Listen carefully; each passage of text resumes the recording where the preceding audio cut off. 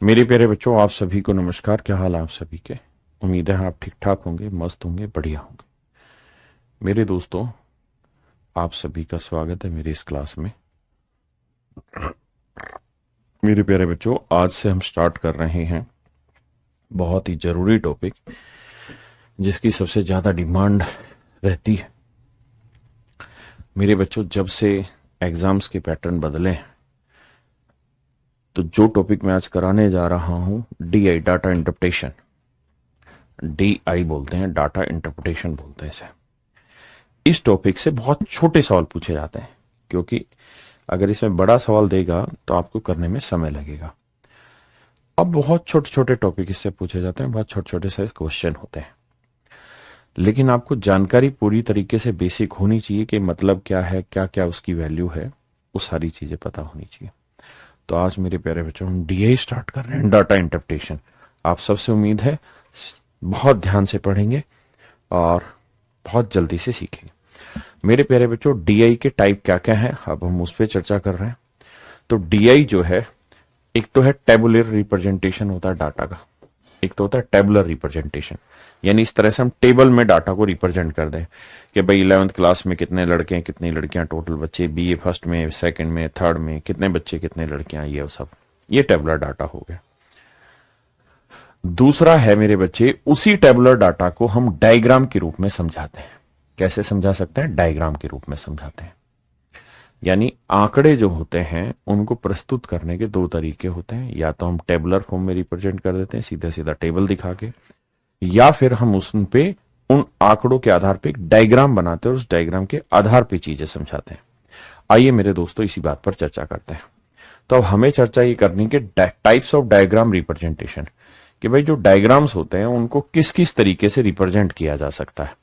तो मेरे बच्चे, सबसे पहली होती है ज्योमेट्रिक फॉर्म, जिसमें बार डायग्राम और पाई डायग्राम होता है। सेकंड होता है फ्रीक्वेंसी डायग्राम, जिसमें हिस्टोग्राम, पॉलीगन और ओजाइव होता है। और तीसरा होता है अरिथमेटिक लाइन ग्राफ और टाइम सीरीज ग्राफ। तो जब भी हम चीजों को डायग्राम के थ्रू समझाएंगे तो कुल मिला के मोटे तौर पे ये तीन तरीके ही शामिल होते हैं, तीन तरीके ही शामिल होते हैं।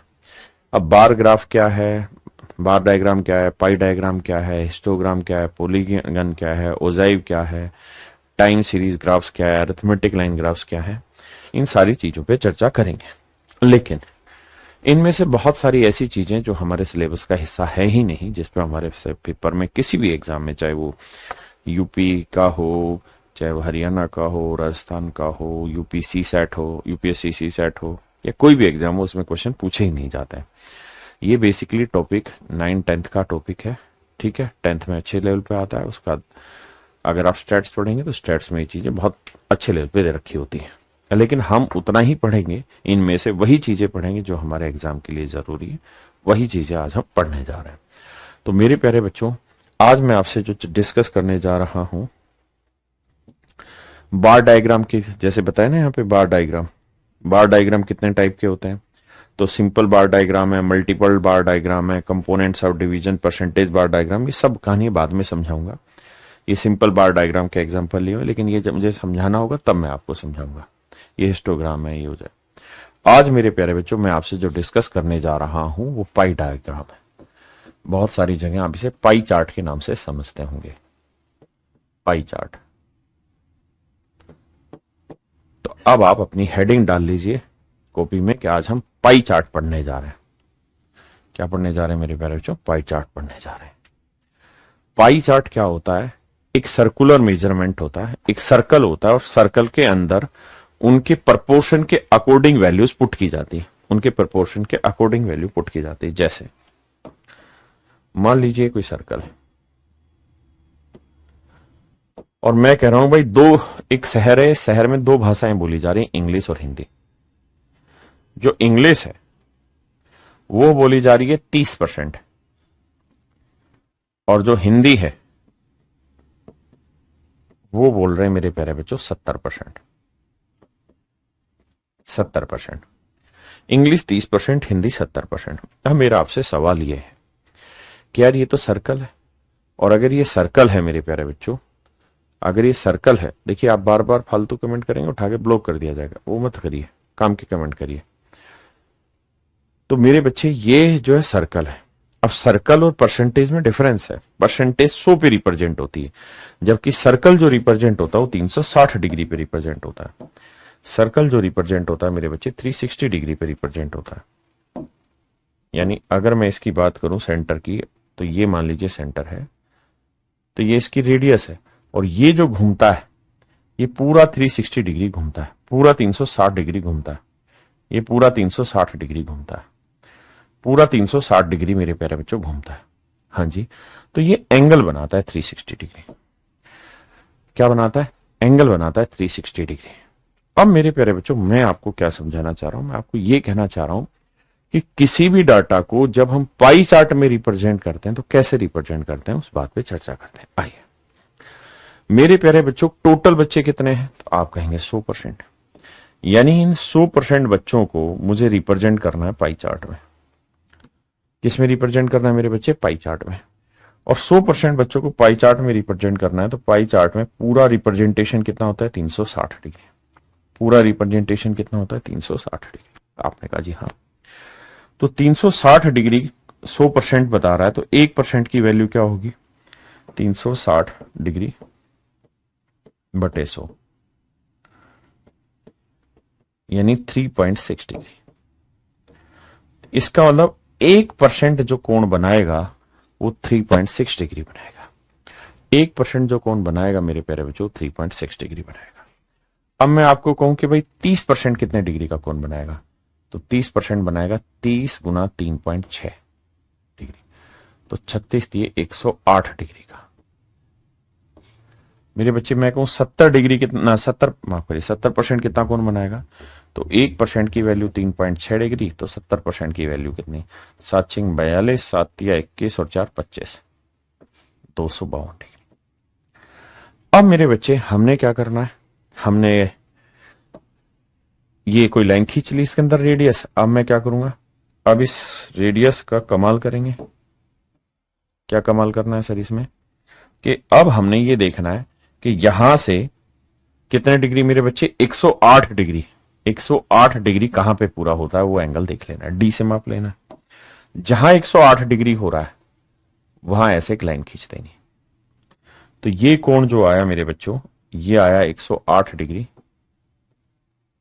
और ये 108 डिग्री जो होगा वो किसको रिप्रेजेंट करेगा मेरे प्यारे बच्चों? इंग्लिश को रिप्रेजेंट करेगा। किसको रिप्रेजेंट करेगा? इंग्लिश को।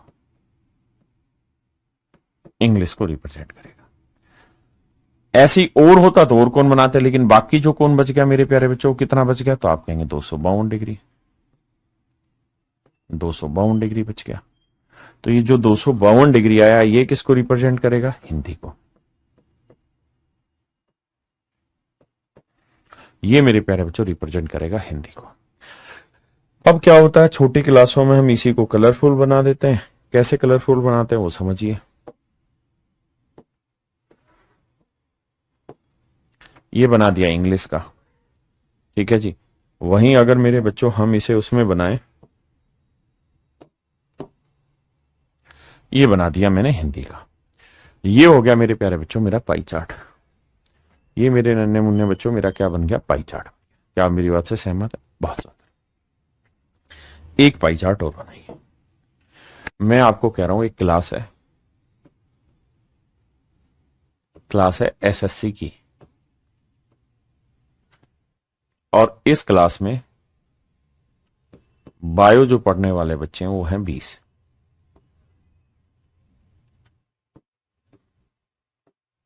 फिजिक्स पढ़ने वाले जो बच्चे हैं वो हैं 10, केमिस्ट्री पढ़ने वाले बच्चे हैं 5, हिस्ट्री पढ़ने वाले बच्चे हैं 15, मैथ पढ़ने वाले बच्चे हैं 80, इंग्लिश पढ़ने वाले हैं 20, और क्या रह गया? 100 और 20 40 और 10 50 150। और क्या सब्जेक्ट रह गया? रीजनिंग। रीजनिंग पढ़ने वाले बच्चों की संख्या 30। ठीक है जी। ये एक क्लास है एसएससी की, एक कोचिंग है। इस कोचिंग में एसएससी में टोटल इतने बच्चे हैं, इसमें से बायो में 20 पढ़ रहे हैं, इसमें इतने इतने इतने पढ़ रहे हैं। तो मेरा आपसे सवाल है कि इन्हें पाई चार्ट के रूप में रिप्रेजेंट करिए। पाई चार्ट के रूप में रिप्रेजेंट करिए। तो मेरे प्यारे बच्चों, जब आप इन्हें पाई चार्ट के रूप में रिप्रेजेंट करेंगे तो कैसे करेंगे, ये सवाल है। आप कहें क्या हमसे पाई चार्ट रिप्रेजेंट कराएगा? नहीं, बिल्कुल नहीं कराएगा।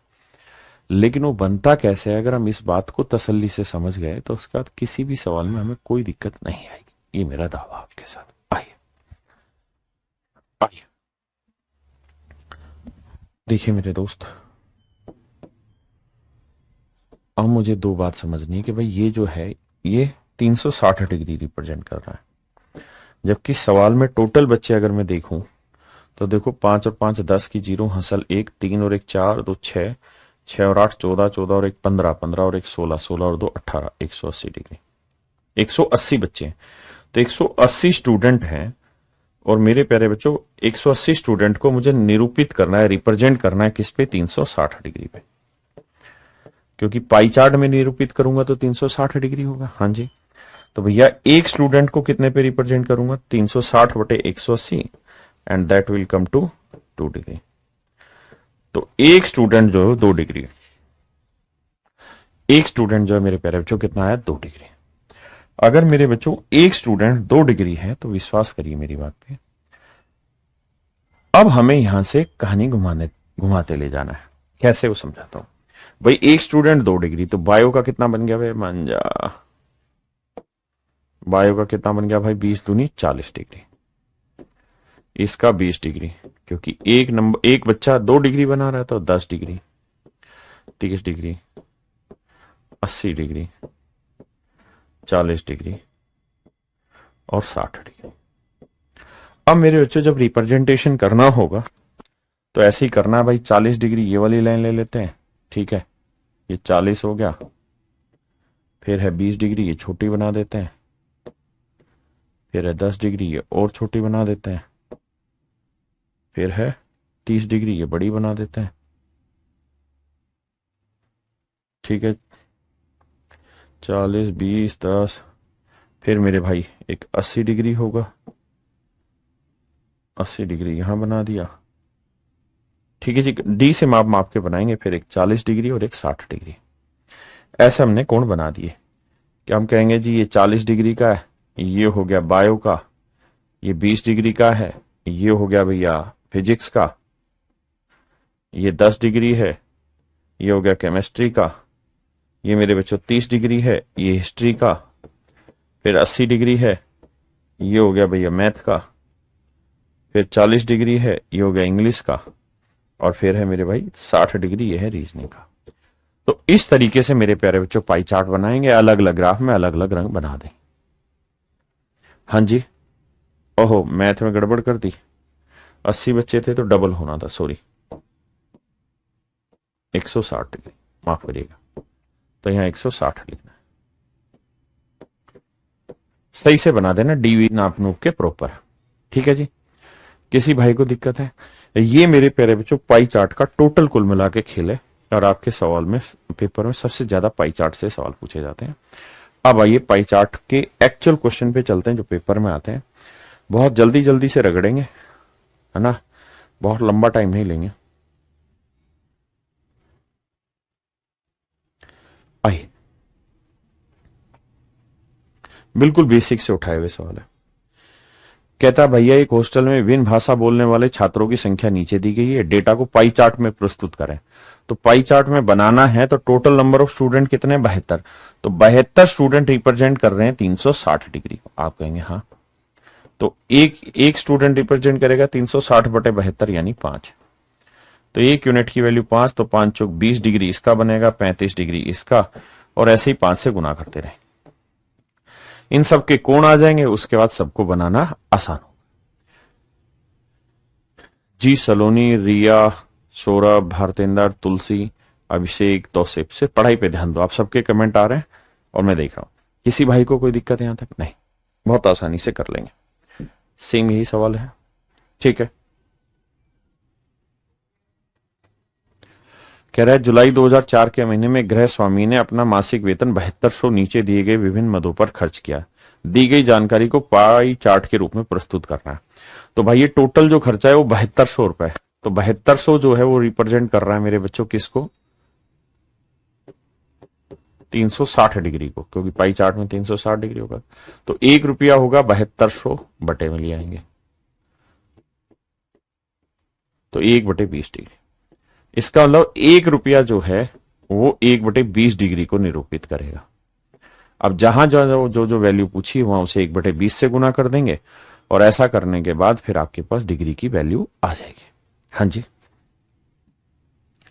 ये भी मेरे बच्चे आपने घर पे कर लेना है, ये प्रैक्टिस हल्की सी कर लेना है। इस पे आ जाइए मेरे बच्चे, टोटल जो खर्चा होगा वो कितना होगा।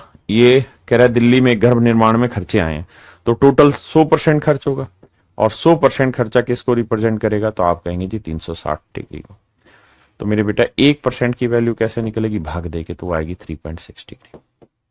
अब हर एक को 3.6 से गुना करेंगे, उनका एंगल आ जाएगा, और एंगल निकाल के आप आसानी से पाई चार्ट बना ले। उम्मीद है पल्ले पड़ गई। अब भाई अब ये पेपर का क्वेश्चन है, करिए।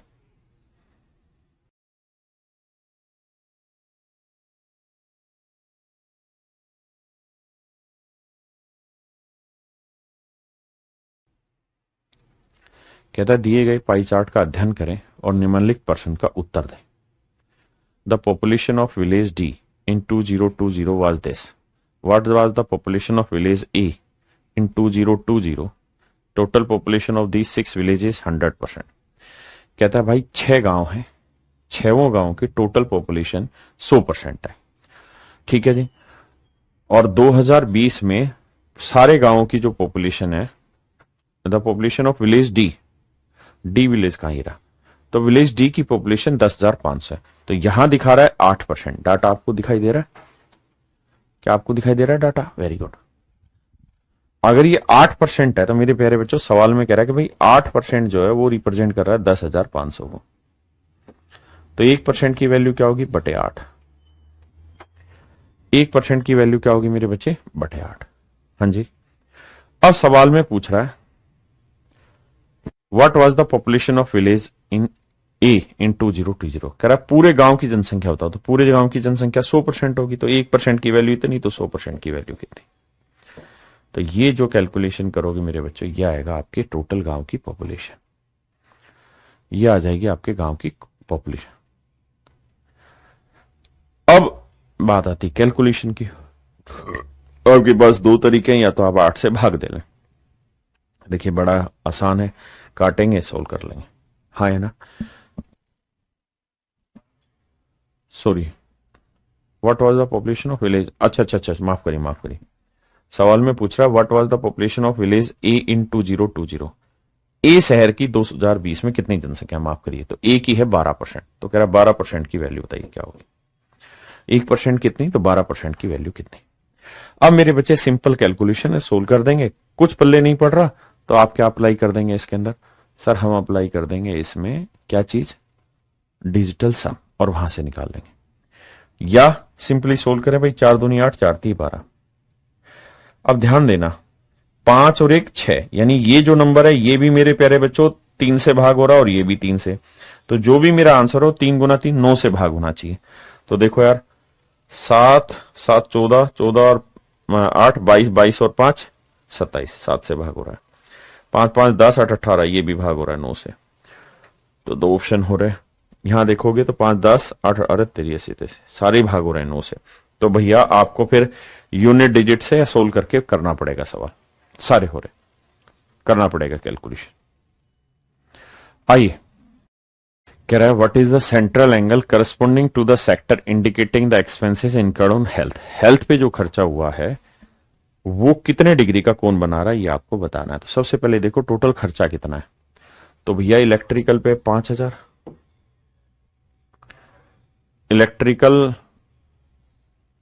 इलेक्ट्रीशियन है क्या लिखा है, जो भी है 2,000 खर्चा ये हो गया। 8,000 पढ़ाई पे खर्च कर दिया, हेल्थ पे 15,000 खर्च कर दिया, और रेंट पे 20,000 खर्च कर दिया। टोटल खर्चा कितना हो गया, देखो 15 और 5 20, 8 2 10, 20 20 40 50,000। तो मेरे भाई 50,000 रुपए जो है वो रिप्रेजेंट कर रहे हैं 360 डिग्री को। तो 1 डिग्री एक रुपए की वैल्यू कितनी होगी, 360 बटे 50,000। हाँ जी, समझ रहे हैं।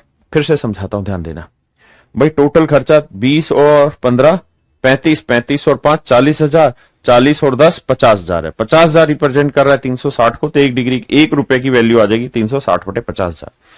अब कहता है कि स्वास्थ्य को दर्शाने वाले का केंद्रीय कोण ज्ञात करे। तो स्वास्थ्य को कितना दिखा रहा है 15,000, तो 1 रुपए की वैल्यू इतनी है, तो 15,000 रुपए की वैल्यू क्या होगी, that is your question. 3 zero से 3 जीरो निपटाओ, ठीक है जी। उसके बाद भैया 5 जीरो से ये जीरो निपटाओ, 5 थी 15, 36 थी 108 डिग्री, तो आंसर आ जाएगा मेरे प्यारे बच्चों 108 डिग्री। हाँ जी, बहुत आसान है, करिए जी।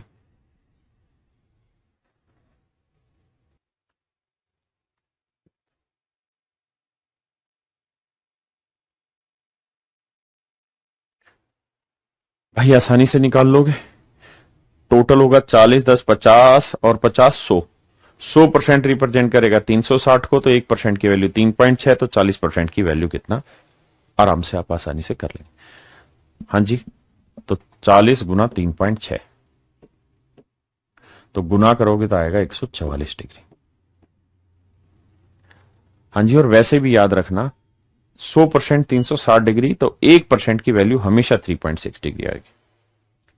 करिए।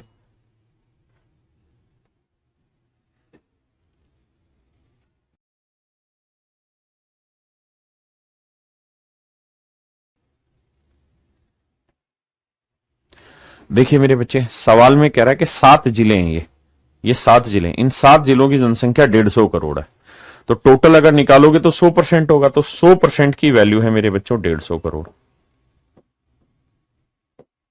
तो 1% की वैल्यू बटे 100, तो कह रहा है ए और डी, तो ए में है 13% और डी में है 17%, तो 17 और 13 का जोड़ 30% की वैल्यू कितनी, कैलकुलेट कर देंगे, that would be your answer 45 crore. Answer देने में यकीन करिए, फालतू बकवास पे नहीं।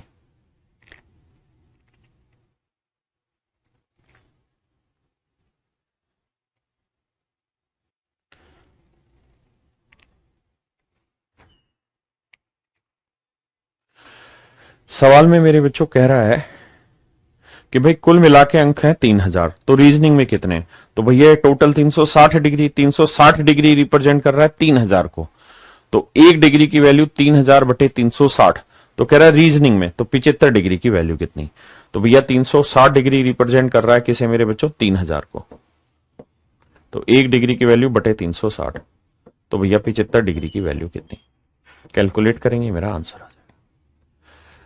आप आंसर देने की कोशिश करें, फालतू कमेंट कोई भी ना करें।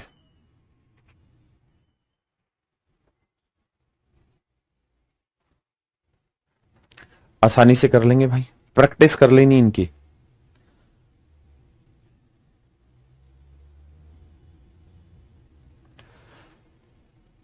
करिए जी।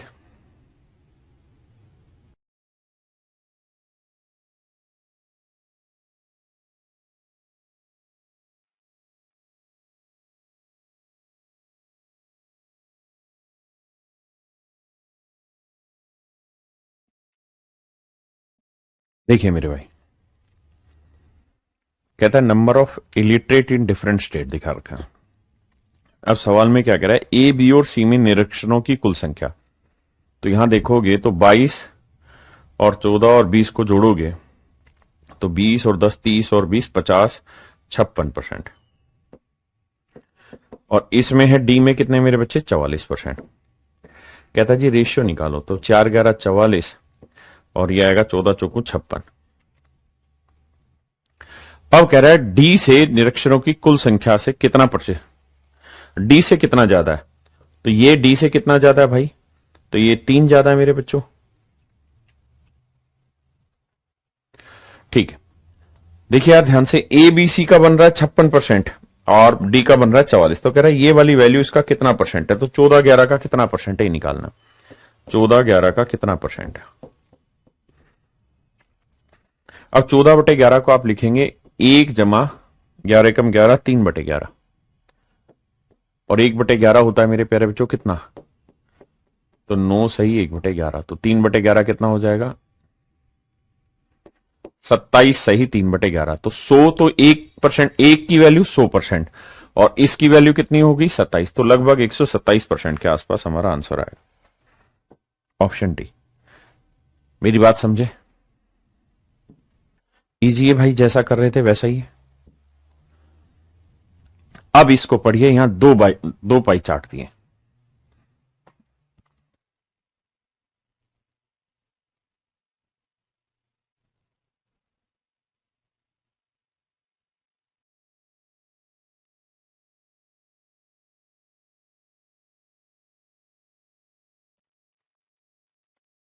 आइए मेरे बच्चे देखिए ध्यान से। कहता है study the given pie chart carefully and answer the following question. What amount of the fund is acquired by the school from internal sources.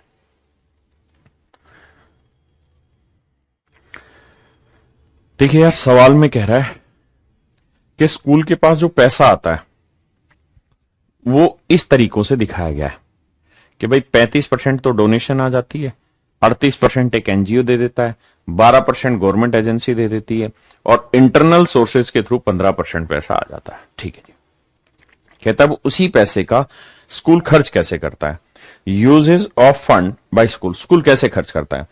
तो स्कूल खर्च करता है 11% तो पेमेंट देता होगा, तनख्वाह वनख्वाह देता होगा।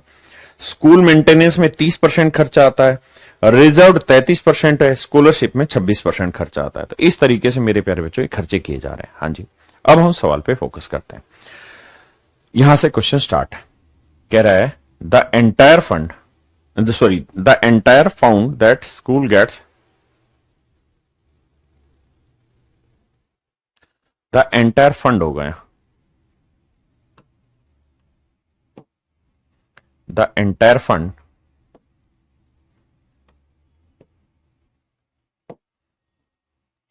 the entire fund that school gets from different sources is equal to ₹10 lakh।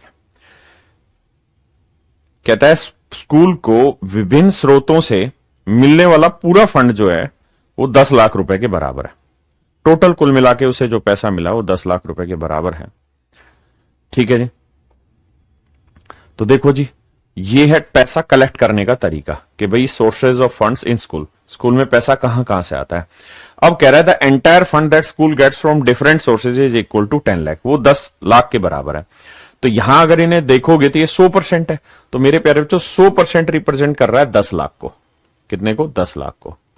तो मेरे प्यारे बच्चों 1% की वैल्यू बटे 100, 2 जीरो से 2 जीरो काटोगे। हाँ जी, यानी 1% जो है मेरे बच्चों वो बराबर होगा 10,000 के। 1% 10,000 के बराबर होगा। अब सवाल में वो ये पूछ रहा है 1% 10,000 के बराबर है, तो पूछा उसने ये है विद्यालय द्वारा आंतरिक स्रोतों से कितनी राशि अर्जित की गई।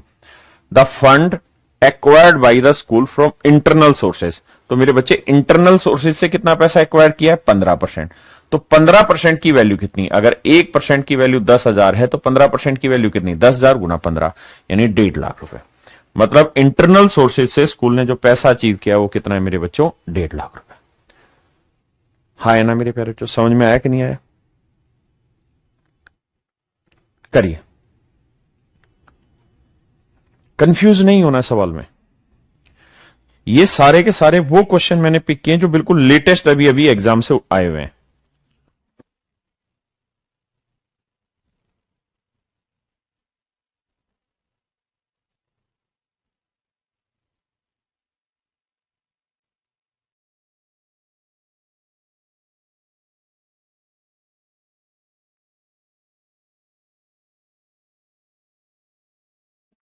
आइए मेरे बच्चे,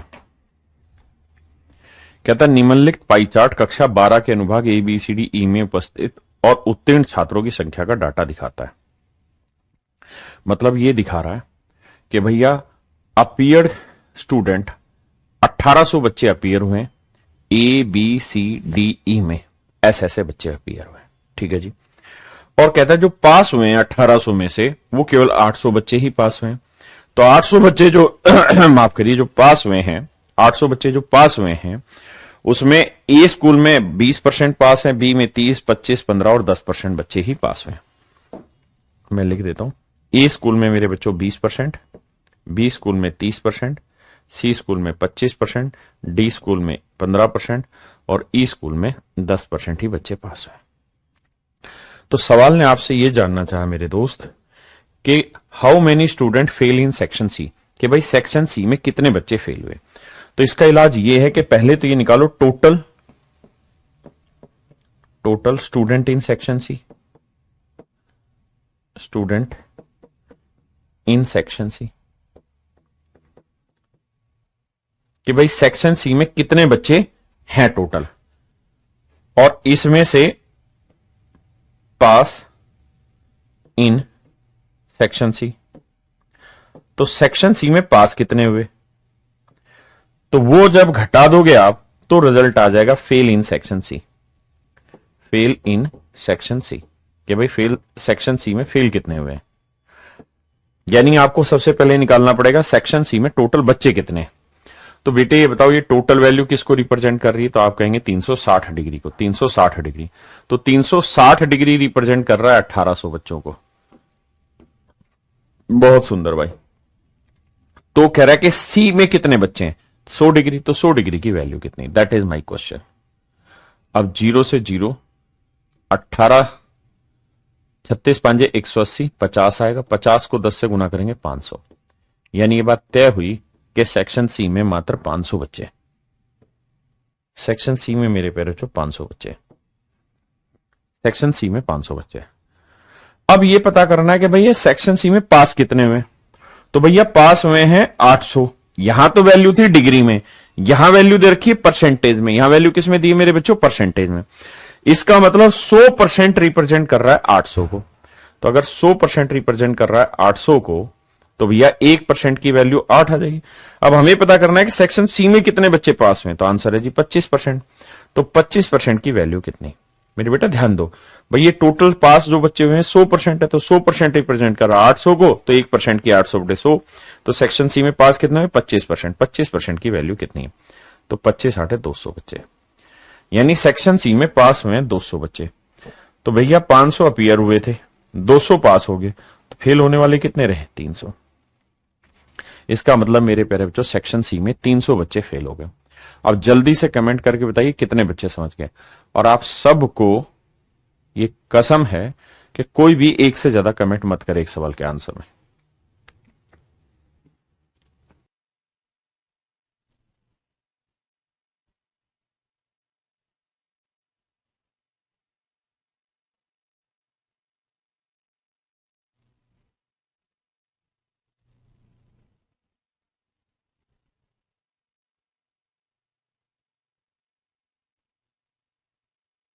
आइए मेरे दोस्तों सवाल को ध्यान से पढ़ते हैं। कहता study the given pie chart carefully and answer the following question. What is the total amount used by the school for the payment. कहता है भुगतान के लिए स्कूल द्वारा उपयोग की गई कुल राशि क्या है, यह हमें पता करना है। नीचे वाली लाइन में लिखा है द एंटायर फाउंड, फाउंड लिख रखा, टाइपिस्ट भी हरामखोर हो गए। ये फंड है, entire fund that school gets from different sources is equal to ₹10 lakh. कहता है स्कूल को डिफरेंट सोर्सेज से जो पैसा मिला है वो 10 लाख रुपए।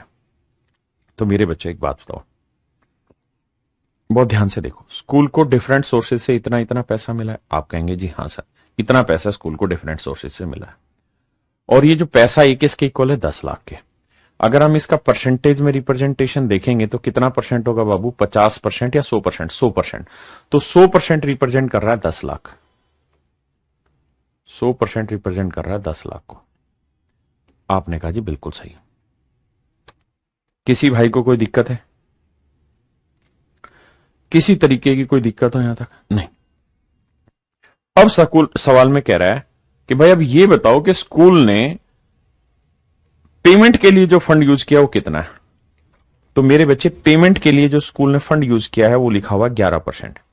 यानी जो भी उसे पैसा मिला है उसमें से 11% पैसा उसने यूज किया है, 11% पैसा उसने यूज किया है। किसके लिए, पेमेंट्स के लिए यूज किया है। तो मेरे बच्चों आप ऐसे समझो कि भैया ये टोटल खर्चा है, टोटल खर्चा है। आप कहेंगे जी हाँ ये बिल्कुल सही बात है, टोटल खर्चा है।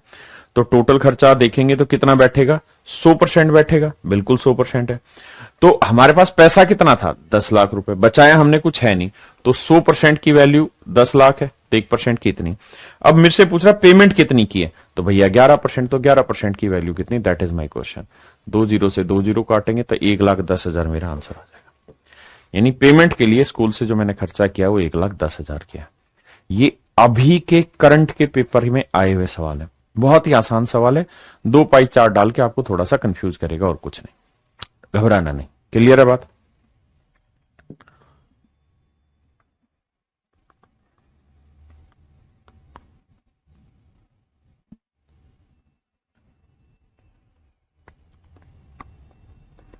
अच्छा सवाल है, करें।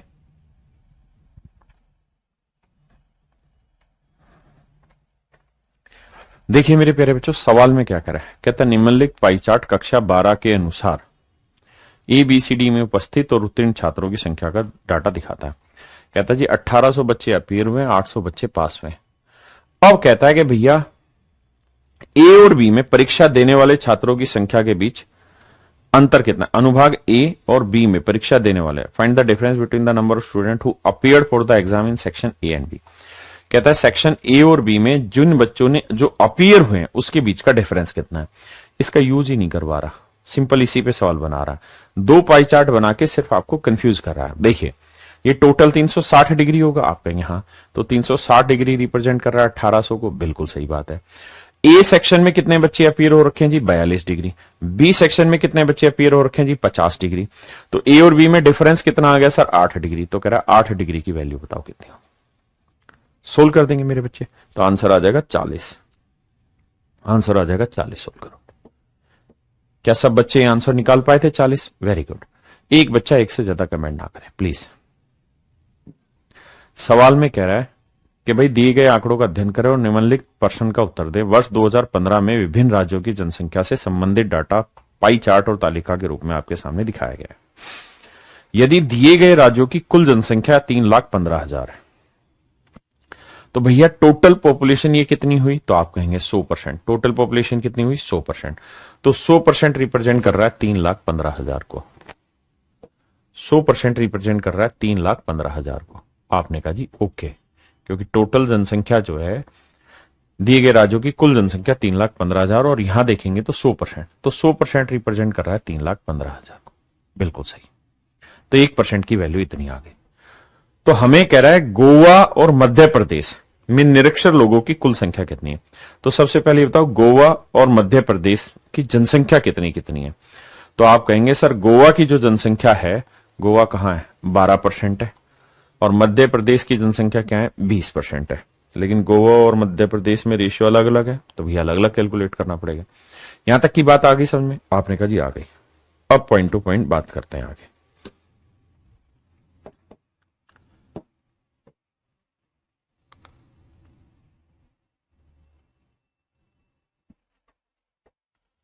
आइए मेरे भाई, थोड़ी सी जगह मुझको भी तो चाहिए काम करने के लिए।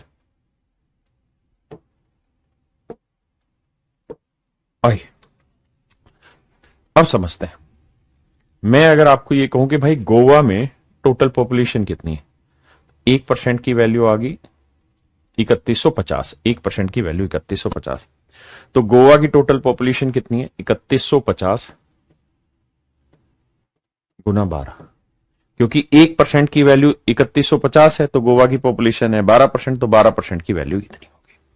वहीं मेरे प्यारे बच्चों में मध्य प्रदेश की बात करूं, एमपी की, तो एमपी की पॉपुलेशन कितनी, 20%, तो 1% इतना, तो 20% की वैल्यू कितना, तो 3150 का 20%, यानी तो 20% की वैल्यू इतनी। हाँ जी, 1% की वैल्यू 3150, तो 20% की 20 गुना। अब कह रहा है इनमें हमें क्या बताने, पढ़े लिखे का अनपढ़, पढ़े लिखे बताने, लिटरेट। तो आ जाइए मेरे बच्चे एमपी में। अगर एमपी में देखोगे तो लिटरेट 1 है, तो इलिटरेट 4 है, यानी टोटल पॉपुलेशन 4 और 1 5 है, तो उसमें लिटरेट कितने हैं, 1। यानी मध्य प्रदेश में 1/5 भाग लिटरेट है। बहुत सुंदर। अब बात करते हैं गोवा की। गोवा में मेरे प्यारे बच्चों कह रहा है कि 3 तो पढ़े लिखे हैं और 2 हैं अनपढ़। तो भैया पढ़े लिखे कितने हैं, 3, किस पे, टोटल 5 पे, तो 5 पे 3 पढ़े लिखे। टोटल 5 पे 3 पढ़े लिखे हैं गोवा में। एक बार यहां पूछो इलिटरेट बताना है। अच्छा इलिटरेट बताना है, सॉरी इलिटरेट बता दिया। तो भैया एमपी में 1 पढ़ा लिखा है 4 अनपढ़ है, तो 4 बताना था, तो 4/5 होगा ये, माफ करना। और भैया गोवा में 3 पढ़े लिखे 2 अनपढ़, तो अनपढ़ बताने थे तो 2/5 होंगे, 2/5 होंगे, माफी चाहता। कहता है इनकी कुल जनसंख्या कितनी है, यानी इनका टोटल पूछ रहा आपसे और कुछ नहीं पूछ रहा। क्या पूछ रहा है मेरे बच्चे, ध्यान देना, टोटल, माफ करिए। अब टोटल को कैसे सेटल डाउन करें, आइए। आप इस बात से तो बखूबी समझते ही हैं कि 5 कट जाएगा, उसका तो हम डिजिटल सम भी लगा सकते हैं, कैलकुलेट भी कर सकते हैं। 5 से दोनों ही जगह सेम कट जाना है। हाँ जी, मेरी बात समझ रहे हैं नहीं समझ रहे? या यूं सोच लीजिए, या 5 से काट ही देते हैं, 5 छिंग 30 ना 0, 5 3 15 है, 5 छिंग 30 गलत कर दिया मैंने, 5 छिंग 30, 5 3 15 है ना, और 0। यहां पे भी 5 से काटेंगे 630। अब मेरे बच्चों एक बात आपने ध्यान देनी, डिजिटल सम करते हो, ट्राई करते हो क्या, लेकिन डिजिटल सम में नुकसान एक ही है कि 2-3 ऑप्शन मिल जाएंगे तो बसड़ हो जाएगी। वरना आसान डिजिटल सम क्यों है, क्योंकि 6 और 3 का जोड़ 9, 9 का अंदर डिजिटल सम आ गया 0, 0 से गुना करेंगे डिजिटल सम 0 0, तो जिस भी आंसर का डिजिटल सम 0 होगा वो मेरा आंसर। लेकिन ऑप्शन में शैतानी करेगा, 5 2 7 और 1 8, 5 2 7 और 1 8, इसका डिजिटल सम 8 है, ये तो ऑप्शन नहीं है। 8 और 1 9 9, इसका डिजिटल सम 0 है। 8 7 15 9, इसका डिजिटल सम 0 नहीं है। 5 5 10, तेरी ऐसी कम तैसी, 5 5 10 और 18, इसका डिजिटल सम 0 है। तो मेरे बच्चे मेरे पास बी और डी ऑप्शन आ गए। अगर हम कैलकुलेशन करें तो बी और डी में फंस जा रहे हैं। अब आपके पास ऑप्शन क्या है उस बात पे विचार करते हैं। अब आपके पास ऑप्शन क्या है मेरे प्यारे बच्चों, उस बात पे चर्चा कर लेते हैं। आइए भैया, अब अगर मैं पूरे में से 630 कॉमन ले लूं, आपने कहा जी ले लीजिए, तो यहां 12 दूनी 24 बचा, यहां 20 चौक 80 बचा, 80 और 24 को जोड़ेंगे तो 104 आया। अब बस समझ में आ गया कि यार 630 को अगर 100 से भी गुना करते तो आंसर 63,000 है। ये 4 ज्यादा है तो मतलब आंसर 63,000 के पास वाला ढूंढना है। तो ये पास में ही है, ये तो ऑप्शन डी पास में। तो मेरे प्यारे बच्चों मेरा आंसर डी होगा। क्लियर है जी? मेरे नन्हे मुन्ने बच्चों बात समझ में आई कि नहीं आई? क्लियर है? अब आ गया थे।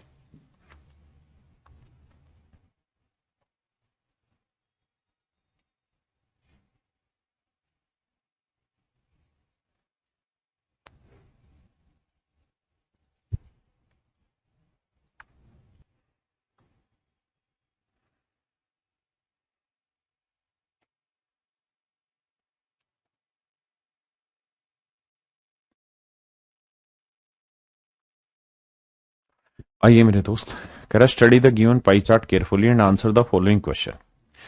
If scholarship has to be paid out of the donation fund, कहता है स्कॉलरशिप जो दी जाएगी वो डोनेशन फंड से दी जाएगी। कहता है जो डोनेशन है इसी में से स्कॉलरशिप पे होगी। बहुत बढ़िया बात है। Sorry, if scholarship has to be paid out, यहां से ध्यान से पढ़िए, scholarship has to be paid out out of the donation fund. कहता है यदि छात्रवृत्ति का भुगतान दान की निधि से किया जाना है, then what is the percentage of donation fund used, what is the donation fund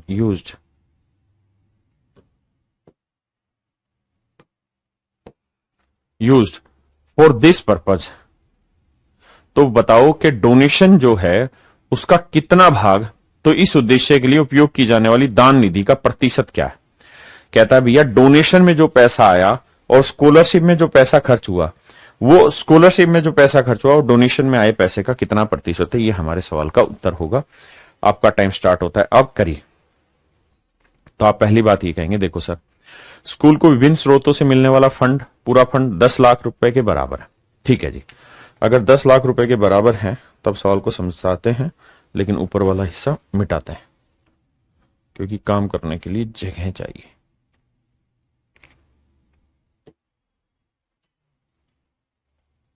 ये क्या आ गया? आइए मेरे दोस्त, अब कह रहा है टोटल जो पैसा है वो 10 लाख रुपए। तो यहां मेरे बच्चे टोटल पैसा कितना हुआ? 100%। 100% रिप्रेजेंट कर रहा है 10 लाख को। 100% रिप्रेजेंट कर रहा है 10 लाख को। तो बाबू डोनेशन में कितना खर्चा की हो? 35%। तो 35% की वैल्यू कितनी? तो आप कहेंगे सर ये हो जाएगा 3,50,000। यानी मेरे प्यारे बच्चों डोनेशन में जो खर्चा बैठाया है तुमने, या डोनेशन जो तुमको मिली है वो मिली है 3,50,000 की। हाँ जी। अब कह रहा है कि भैया पूरा 10 लाख रुपए तुमने खर्च कर दिया किस चीज के ऊपर? स्कूल में, ऐसे इन चीजों के ऊपर। तो 10, ये टोटल 100% है।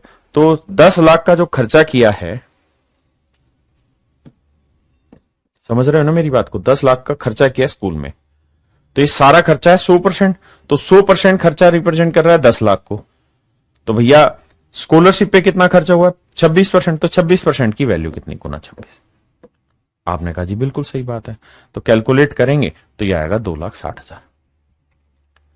2,60,000। हाँ जी। अब कह रहा है जिसकी परसेंटेज वैल्यू बताइए। देखो मेरे भाई 3 जीरो से ना 4 जीरो से 4 जीरो कटा, कट तो रहा नहीं है ये। आप कहेंगे जी बिल्कुल नहीं कट रहा। तो हमें 26/35 बताना है, कितना परसेंटेज होगा, ये मेरा सवाल है। सोचिए जरा।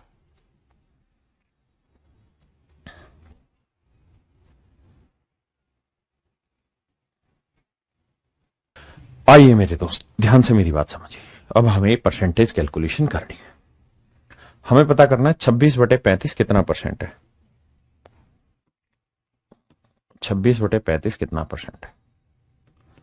देखिए एक तो बेसिक ही तरीका कि मैं इसे काटूं, 5 7 35 और 5 से काटूं 20। हाँ जी। फिर 20 को 26 से गुना करूं, 26 दूनी 52, 520 आया। और फिर भाग दूं 7 से, तो 7 7 49, बचा कितना भाई 3, 7 चौक 28, बचा कितना 2, 7 दूनी 14, यानी 74 पॉइंट समथिंग मेरा आंसर पहुंचेगा। 74 पॉइंट समथिंग में मेरा एक ही ऑप्शन है, ऑप्शन सी। हाँ जी, 74.29 मेरा सही आंसर है। दूसरा है कि मैं यहां कोई जुगाड़ लगाऊं अपनी कैलकुलेशन का और सवाल को करने की कोशिश करूं। आइए मेरे बच्चे अब जरा ध्यान से समझिए। देखिए ये तो हटी गया कहानी से, 26/35 ही चाहिए हमें।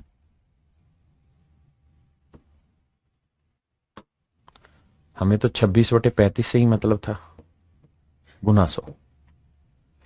हमें इसकी वैल्यू निकालनी। हाँ जी मेरे बच्चों, मैं आपको क्या कह रहा हूं, मोटी बात पकड़ो, लंबी बात नहीं पकड़ो। मैं इस 26 की जगह 25/35 लिख दूं, जमा 1/35 लिख दूं, तो कोई गुनाह तो नहीं कर दे रहा हूं मैं मन ही मन में? आप कहेंगे नहीं सर गुनाह तो नहीं हो रहा, क्योंकि 25 और 1 26 ही बन रहा, कोई दिक्कत नहीं। सर 5 5 25, 5 7 35, 5/7 परसेंटेज में खूब रगड़वाया, 1/7, 14 2/7% होता है। और 5/7 मैंने अलग से टेबल में लिखवाया था, इसका मतलब होता था 71 सही 3/7%, यानी लगभग 71.4%। बिल्कुल ठीक है। 1/35 आप ये भी जानते हैं कि 1/30 जो होता है वो होता है 3 सही 1/3, 1/35 है तो लगभग 3 और जोड़ लेता हूं मैं, यानी मेरा जो आंसर आएगा 71 और 3 74.4 के आसपास आएगा।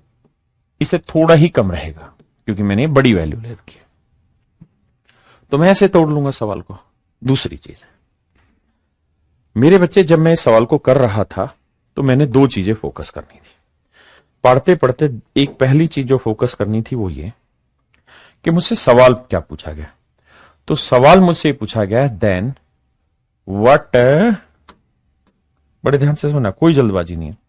Then what is the percentage of donation fund used for this purpose. इस उद्देश्य के लिए उपयोग की जाने वाली दान निधि का प्रतिशत क्या है। अब मेरे बेटे, अब आप विश्वास करो, यह चीज तो आपको बहुत गहराई से बताई हुई है कि जब भी आपको सवाल में परसेंटेज पूछे, रेशियो पूछे, फ्रैक्शन पूछे, तो ऐसी सिचुएशन में रियल नंबर लेने की जरूरत कतई भी नहीं। ऐसे क्वेश्चन में हमें रियल नंबर लेने की जरूरत नहीं। हमें रियल नंबर तभी लेना है जब हमसे कोई रियल वैल्यू पूछे। यहां हमसे पूछा हुआ था मात्र कंपैरिजन, तो हमें कंपैरिजन में कंपैरेटिव वैल्यू ही लेनी थी। तो मैं एज ए स्टूडेंट इस क्वेश्चन को अगर कर रहा होता तो मैं इस सवाल में 10 लाख की वैल्यू ही नहीं करता, क्योंकि मुझे परसेंटेज जानना था। तो मैंने ये मान लेना था कि भाई स्कूल को 100 रुपए मिले फंड, और उसी 100 रुपए को यूज करना है यार, बस सिंपल सी बात है। तो 100 रुपए जो फंड मिला उसमें डोनेशन 35 रुपए, तो 35 रुपए की डोनेशन मिली है, और भैया उसी 100 रुपए में स्कॉलरशिप पे 26% खर्च हुआ, तो 26 रुपए खर्च किया। तो कह रहा है जी कितना परसेंट है, बस आंसर 1 सेकंड में। मेन लड़ाई यहां पे थी मेरे दोस्तों, और कुछ है ही नहीं। क्या मेरी बात समझ में? वही परसेंटेज का ही कॉन्सेप्ट यूज करना और कहीं नहीं। आप कहीं इससे पहले आपने क्यों नहीं लगाया? इससे पहले मैंने इसलिए नहीं लगाया क्योंकि यहां मुझसे एक्चुअल वैल्यू में टक्कर करवा रहा था, परसेंटेज वगैरह में टक्कर नहीं ले रहा था। अगर परसेंटेज में टक्कर लेता तो मैं सीधा ही पॉपुलेशन 100 मान लेता, है ना। इससे पहले भी 1-2 सवालों में जो कहानियां गड़बड़ हुई वो ये थी कि यहां तो एक्चुअल वैल्यू लेनी पड़ेगी, क्योंकि बीच का अंतर पूछा था, एक्चुअल डिफरेंस पूछा था। जब भी मुझसे कंपैरिजन पूछेगा तो मैं अपना दिमाग दौड़ाऊंगा और सवाल को जल्दी से करूंगा। जब तक वो कंपैरिजन के हाथ नहीं लगवाएगा मैं रियल वैल्यू से ही फेस करूंगा। कमेंट करके बताइए क्या आप मेरी बात समझ पा रहे हैं? आइए,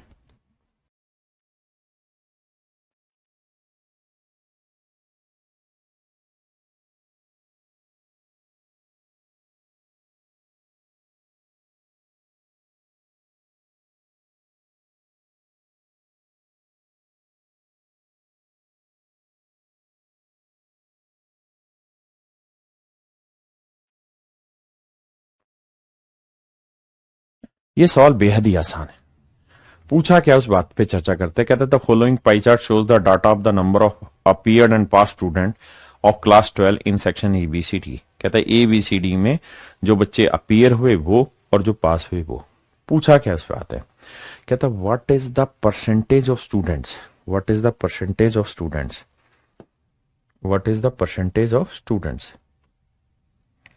what is the percentage of student who appeared for the exam in section E।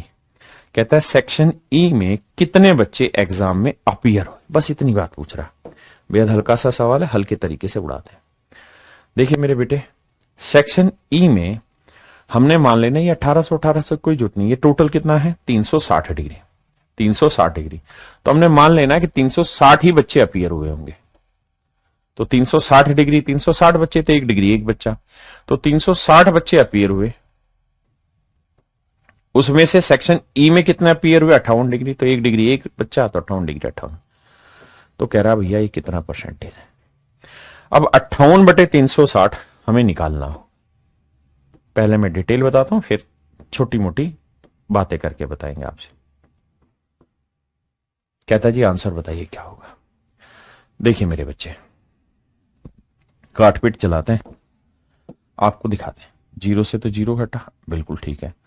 2 से काटेंगे 18 आया, 2 से काटेंगे मेरे बच्चे 29, 2 से काटेंगे 9 आया, 2 5 10, तो 9 5 45, पानी 45, 5 दूनी 10 और 4 14, 145/9।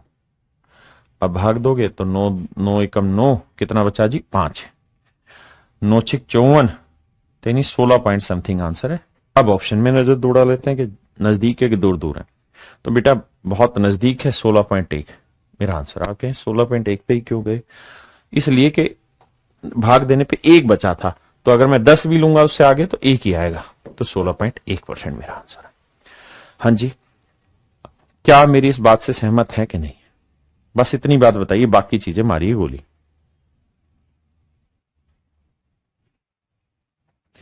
अब मेरे बच्चे एक बात बताना, मैं अगर पेपर में स्टूडेंट हूं और मैं इस क्वेश्चन को कर रहा हूं तो मैं इस 100 पे तो चर्चा नहीं करूंगा। मैं 58/360 से लड़ाई लड़ूंगा और इसी पे खेल खेलूंगा। कटता है तो मैं सिंपल करने की नेचुरल है कोशिश करूंगा, तो यह आएगा मेरे बच्चे कितना 29/180।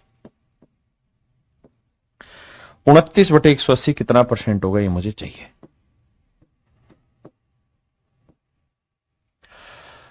देखिए दिमाग दौड़ाना होगा, चतुर बनना होगा। एक बात बताना मुझे, मैं इस 29 को 30/180 -1/180 दिमाग में लिख दूं तो कोई बहुत बड़ा गुनाह तो नहीं हो जाएगा? गुनाह तो नहीं हो जाएगा नसरुद्दीन शाह? तो आप कहेंगे ना, गुनाह नहीं होगा। आप करो और गुनाह हो जाए, ऐसा होगा नहीं। 30 से कम 30, 30 छक्के 180, 1/6। 1/6 होता है 16 से ही 2/3%, यानी 16.66%। यानी ये तय हुआ मेरे दोस्त कि आपका उत्तर हर हाल में 16.66 से तो छोटा आएगा, क्योंकि इससे भी 1/180 की भी तो कुछ वैल्यू होगी, तो घटाओगे तो हर हाल में आपका उत्तर 16.66% से तो नीचे ही जाएगा। इसमें लिखित उत्तर दे सकते हैं सर, गारंटीड आंसर दे सकते हैं, इसमें कोई दो राय नहीं। अब आपको जी ऐसा है तो फिर तो सर 16.66 से कौन सा छोटा? ये है नहीं, ये है नहीं, ये 16.6 से छोटा है नहीं, बड़ा है सर। तो बचा क्या? Option C. हमें डिटेल नहीं करना होगा, दिमाग की खिड़की खोलनी है, बार बार बार बार बार बार प्रैक्टिस करते थे। परसेंटेज को भूलना नहीं है, जो प्रैक्टिस की क्लासेस कराई उसको भूलना नहीं है। करिए मेरे भाई।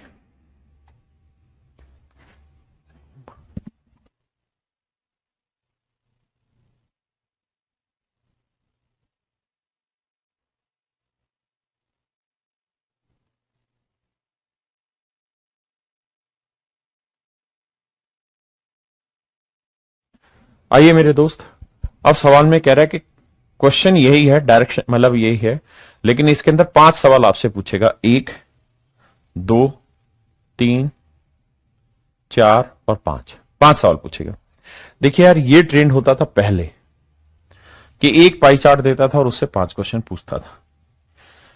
लेकिन अब अगर इस ट्रेंड की मैं बात करूं तो ये ट्रेंड पूछा जाएगा सीडीएस जैसे एग्जाम में, जहां एक पाई चार्ट पे 5 क्वेश्चन बनाएगा। क्योंकि 5 क्वेश्चन को सोल्व करने के लिए हमें कम से कम 2.5 मिनट चाहिए ही चाहिए, 2.5 से 3 मिनट चाहिए, और वो ऐसा होगा नहीं कि एक क्वेश्चन में इतना मिनट। तो ये अभी जो एग्जाम है, उस एसएससी वाला एग्जाम, उसके लेवल की बात नहीं है। ये बात हो रही है किसकी मेरे प्यारे बच्चों? सीडीएस टाइप के एग्जाम की, है ना, जहां समय ज्यादा मिलता है। आइए पढ़िए।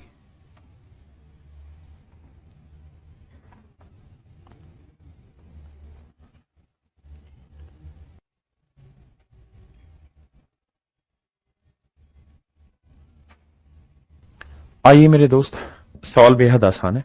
कह रहा भाई टोटल 4500 बच्चे, सवाल में पूछा है आईटी में, तो भैया 100% 4500, तो 1% की वैल्यू आ गई मेरे बच्चे 45। तो आईटी कहां है? आईटी रहा। तो आईटी में 21% बच्चे हैं, यानी 45 गुना 21। आईटी में कुल मिला के इतने बच्चे हैं। अब कह रहा है आईटी विभाग में महिलाओं की संख्या क्या है? तो आईटी विभाग ये रहा। तो आईटी में मेल 1 है तो फीमेल 2 है, तो टोटल पॉपुलेशन 2 और 1 3, 3 में 2 भाग है, तो 2/3 भाग, 3 7 21। अभी भी अगर थोड़ा दिमाग दौड़ाओगे तो आप ये समझना कि भाई 45 के अंदर क्या मौजूद है? सर 45 के अंदर 9 मौजूद है, 5 मौजूद है, यानी जो भी मेरा आंसर होगा 9 से भाग जाएगा, 5 से भाग जाएगा। 5 से तो सारे भाग जा रहे हैं, 9 से देखते हैं। 6 3 9 जा रहा है, 6 1 7 नहीं जा रहा, 6 2 8 नहीं जा रहा, 6 4 10 नहीं जा रहा। भाई अंकों का जोड़ 9 से भाग जाता है ना 9 में, तो option A is absolute correct answer. आइए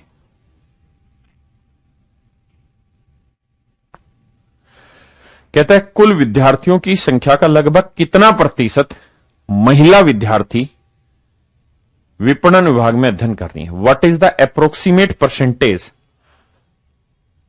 what is the approximate percentage of female student studying in marketing department. कहता है मार्केटिंग डिपार्टमेंट में कितने प्रतिशत महिलाएं पढ़ रही हैं? तो मेरे बच्चे, अब आपको 4500 लेने की जरूरत नहीं है। क्यों नहीं है सर जरूरत? कहा है कि हम आपको कई बार समझा चुके हैं कि जब भी आपसे परसेंटेज पूछा जाए, रेशियो पूछा जाए, फ्रैक्शन पूछा जाए, तो मेरे बेटे वहां रियल वैल्यू लेने की जरूरत नहीं है। You can solve these question with the help of comparative data only. तो मैं यहां दिमाग ये दौड़ाऊंगा कि भाई टोटल बच्चे 100 मान लेता हूं, और मार्केटिंग में कितने बच्चे हैं? मार्केटिंग में है सर 16% बच्चे, तो 16 बच्चे हैं मार्केटिंग में। मार्केटिंग में कितने बच्चे हैं जी? 16 बच्चे। तो कहता है मार्केटिंग में जो बच्चे हैं, हो स्टडिंग इन मार्केटिंग, मार्केटिंग में कितने बच्चे पढ़ रहे हैं? 16।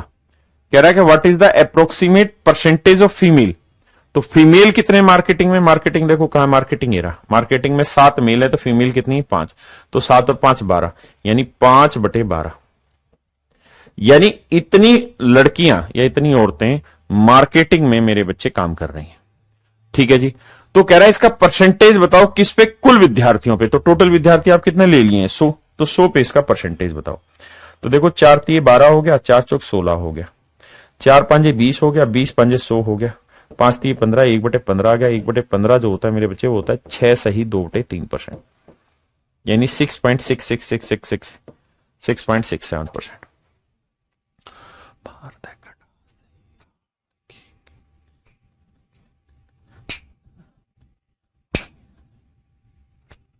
आइए मेरे दोस्त,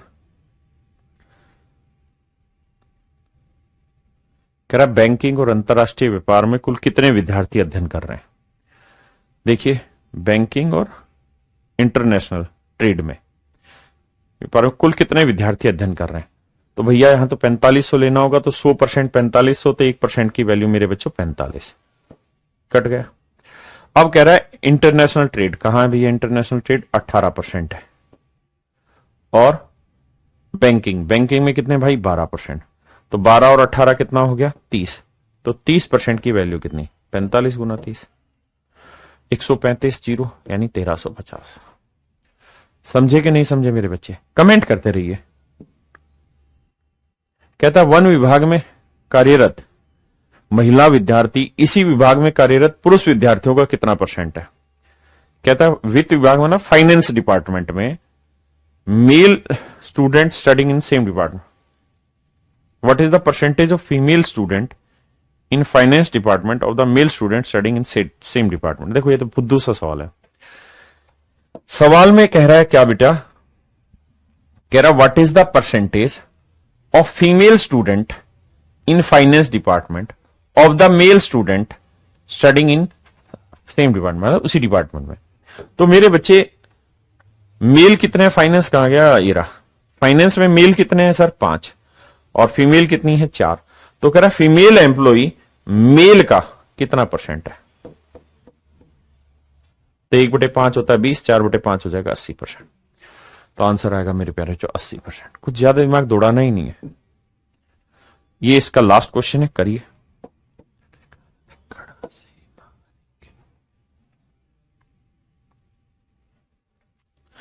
आइए मेरे दोस्त,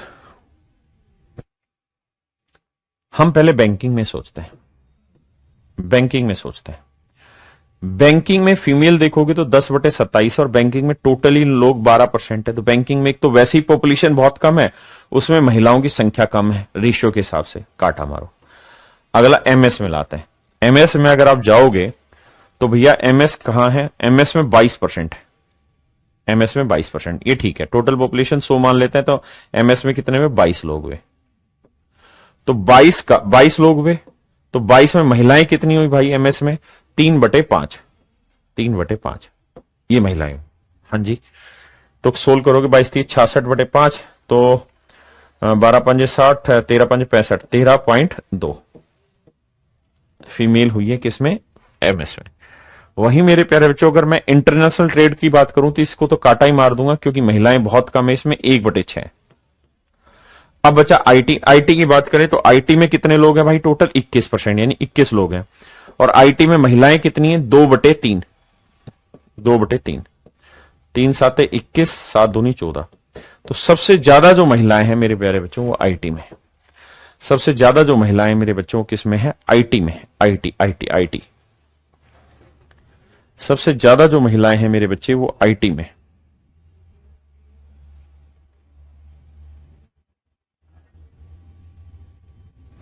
बताइए कौन सा ऑप्शन आपके हिसाब से ठीक है।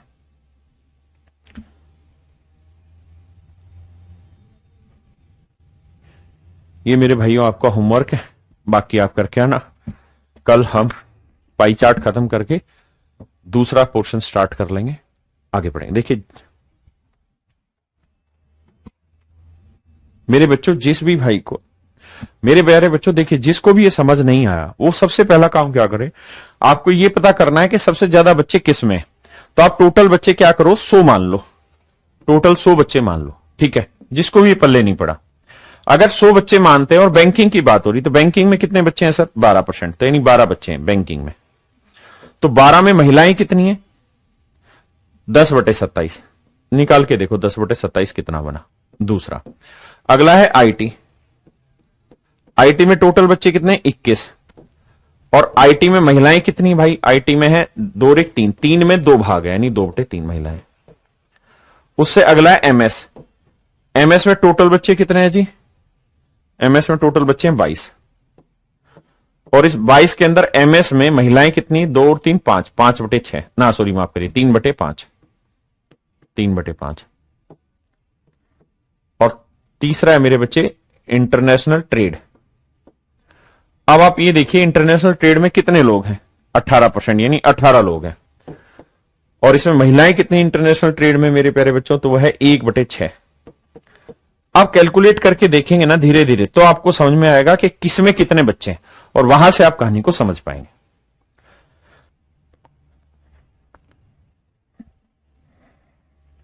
आइए मेरे प्यारे बच्चों सवाल पढ़ते हैं।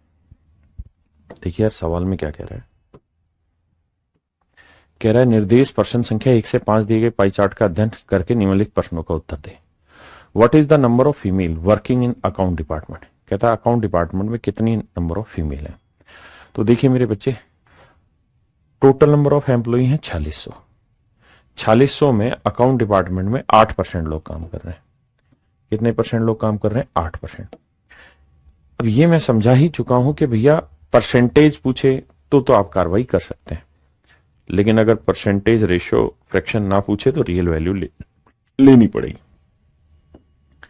अब एम्प्लॉइयों की संख्या 4600, अकाउंट्स डिपार्टमेंट में 8% पॉपुलेशन है, तो अकाउंट्स डिपार्टमेंट में इतनी एम्प्लॉय काम कर रहे हैं। लेकिन वो ये नहीं पूछ रहा, वो कह रहा है कि भाई ये बताओ अकाउंट डिपार्टमेंट में महिलाएं कितनी है। तो अकाउंट डिपार्टमेंट में मेल 3 है, तो फीमेल 1 है, तो टोटल पॉपुलेशन 4 है। तो फीमेल हो गई 1/4, तो महिलाएं हो गई मेरे प्यारे बच्चों 1/4। आपने कहा सर बात सही है। अब देखिए सिंपल कैलकुलेशन है, 4 दूनी 8, 46 दूनी 92, तो आंसर आ गया 92। यानी 92 महिलाएं ऐसी हैं मेरे प्यारे बच्चों जो अकाउंट्स डिपार्टमेंट में काम कर रही है। आइए दोस्त, टेक योर टाइम।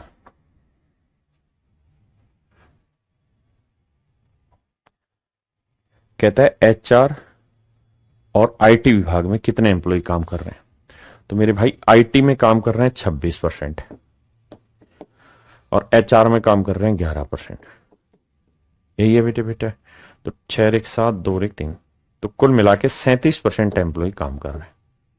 37% एम्प्लॉय काम कर रहे हैं। तो 4600 का मेरे बच्चे 37% निकालोगे तो ये आपका डायरेक्ट आंसर। तो सबसे पहली चीज 7 6 42, जो भी आंसर होगा उसका आखिरी डिजिट 2 होना चाहिए। आप कहें सर ये तो आंसर नहीं है, ये है या ये है या ये। अब मेरे बच्चों हमें देखना कि कौन सा आंसर हो सकता है। तो मेरे बच्चे डिजिटल सम एक सुंदर माध्यम है सवाल को करने का। क्या किया जाए डिजिटल सम के लिए? 4 और 6 का डिजिटल सम 10 1 आया, 7 और 3 10 1 आया, 1 गुना 1 1 आया। जिसका भी डिजिटल सम 1 आएगा वो मेरा आंसर है। तो देखो 6 2 8 और 1 9, 5 बचा, ये आंसर नहीं है। 8 और 1 9, 8 और 2 10, 1 बचा, ये आंसर हो सकता है। 7 और 2 9 1। अब भी आप फंस के बैठ गए, यानी मेरे बच्चे सी और डी ऑप्शन दोनों ही ऐसे हैं जिनका डिजिटल सम सेम आ गया। अब मेरे बेटे यूनिट डिजिट से भी आप फंस गए, डिजिटल सम से भी आप फंस गए। अब क्या किया जाए? कुछ भी नहीं भाई, अब तो गुना ही करना है। और तो क्या ही कर लोगे तुम, है? तो गुना किया जाए, तो गुना कैसे करो? 46 की 37 से, या तो कैलकुलेशन में मैंने सिखाई है, नहीं तो आप 46 को 30 से करोगे तो 0 3 6 18, 3 चौक 12 और 1 13, 1380। फिर 7 से करेंगे, 7 6 42 और 7 चौक 42, 7 चौक 28 और 4 32। बस यहीं से पल्ले पड़ जाएगा 8 2 10, आखिरी 2 अंक 0 2 होंगे। तो यानी ऑप्शन डी सही, सी गलत है। हाँ जी मेरे बच्चे, हमारी समझ पे डिपेंड करेगा हम सवाल को कैसे टैकल करना चाहेंगे। आइए, यथा सभी विभागों में कार्यरत कुल पुरुष व कुल महिला कर्मचारियों की संख्या को क्रमशः अनुपात बताएं। ये थोड़ा खतरनाक सवाल है। सभी विभागों में कार्यरत कुल पुरुष और कुल महिलाओं कर्मचारियों की संख्या का अनुपात बताएं। बहुत डिफिकल्ट हो जाएगा, तो बड़ा सवाल है, करिए।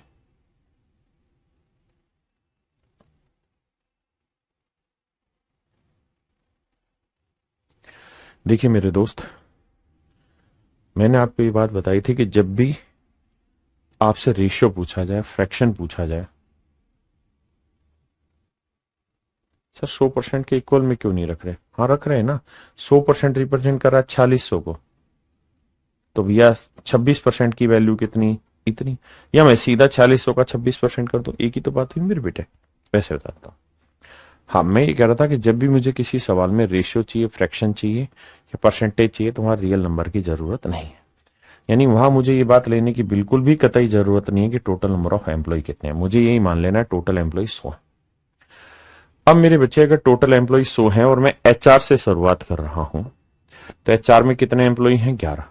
11 में एक मेल है और एक फीमेल है। एक मेल है, एक फीमेल है, यानी मेल 11/2 है और फीमेल भी 11/2। आपने कहा जी ठीक है। अकाउंट्स में मेरे बच्चे 8 लोग हैं। 8 को 3 1 में बांटेंगे, तो 3 1 में बांटेंगे, 3 और 1 4, 4 समझ रहे हो ना? 8 है ना भाई, हमने टोटल पॉपुलेशन 100 मानी, तो अकाउंट्स में कितने लोग हैं? 8।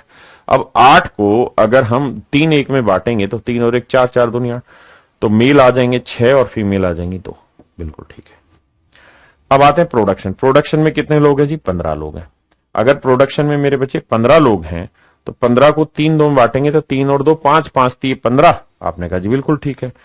5 3 15, तो 3 3 9, 9 हो गए मेल और 3 दूनी 6 हो गई फीमेल। अब आते हैं जी आईटी। आईटी में कितने लोग हैं जी? 26। 26 में एक मेल है और 3 फीमेल, तो 26 को 1:3 में बांटेंगे, तो 26 का 1/4। 26 का 1/4 तो होगा मेल, और भैया 26 का 3/4 होगा फीमेल। क्या आप इस बात से सहमत है? अब आते हैं मार्केटिंग। मार्केटिंग में कहता है 22% है, यानी 22 लोग हैं, तो 22 को 1:1 में बांटोगे तो आएगा 11 + 11। ठीक है जी। अब आते हैं जी सेल्स में। सेल्स में 18% है, तो 5 और 1 में बांटेंगे, तो 5 और 1 6, 6 3 18, तो 3 5 15, यानी 15 मेल हो गए मेरे बच्चे और 3 हो गई फीमेल। तो मेरे प्यारे बच्चों, यहां आपको क्या करना होगा? क्वेश्चन थोड़ा कैलकुलेटिव है, डिफिकल्ट तो नहीं कहेंगे लेकिन कैलकुलेटिव है।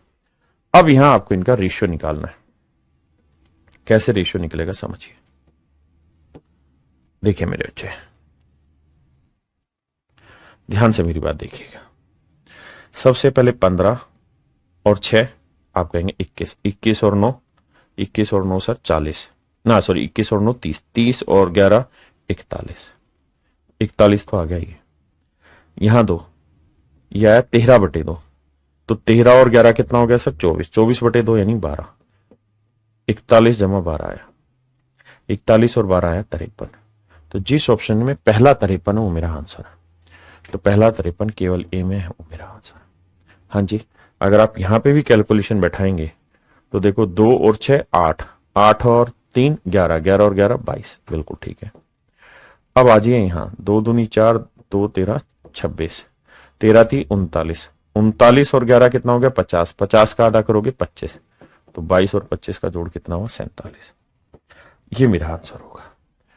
भाई आपको एक की तो समस्या आ सकती है मेरे बच्चे, कि भाई 11/2 और इसको कैसे जोड़े? तो ये 11/2 है, ये 26 गुना 3/4, तो 4 को 2 दूनी 4, 2 13 26, तो ये हो गया 13 थी 39 और ये हो गया 11। 39 में 11 जोड़ोगे मेरे बच्चे कितना बना? 50। 50 को 2 से भाग दो, क्योंकि एलसीएम तो 2 आया, तो आ जाएगा 25। तो सीधा रेशियो आ गया 53:47। लेकिन फिर भी हम ये कहेंगे कि हाँ ये सर, हाँ सर ये सवाल बड़ा है, कैलकुलेटिव है, लेकिन ये एसएससी के क्वेश्चन नहीं है। आइए, लेकिन हमें ये जरूर ध्यान रखना है कि पेपर में कई बार ऐसा करेगा कि पूरा सब, जैसे 5 टुकड़े ना देके एक ही टुकड़ा दे देगा, और जैसे मीन्स में मान लीजिए 30 क्वेश्चन है, 30 में से 20 सवाल बिल्कुल फुद्दू दे देगा और 10 सवाल कैलकुलेटिव दे देगा, तो वो टाइम कहीं ना कहीं मैनेज करा लेगा।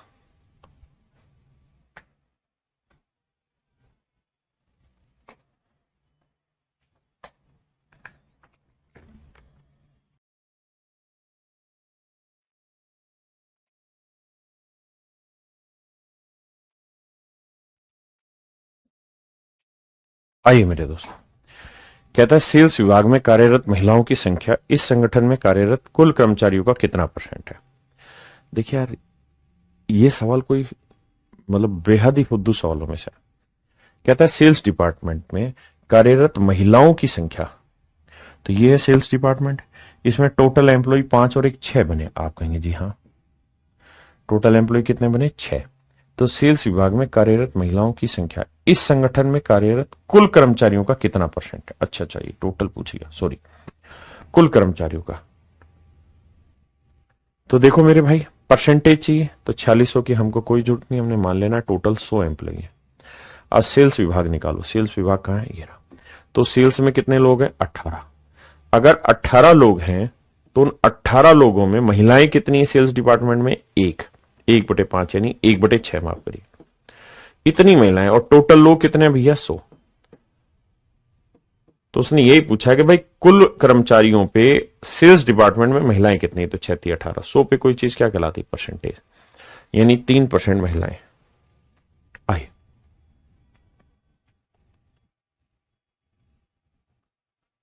करिए मेरे बच्चे।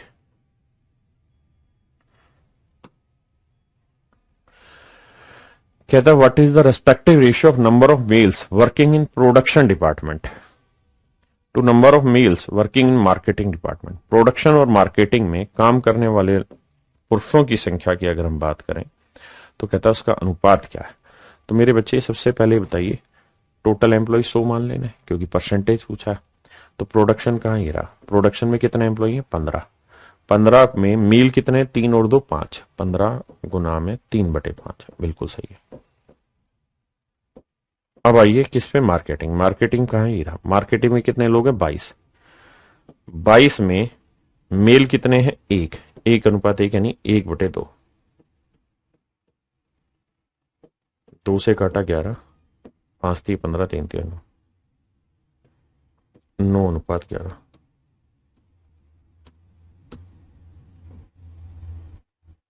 9:11 मेरे प्यारे बच्चों, मेरा सही answer. Option A is my dear student is your right answer. हाँ जी,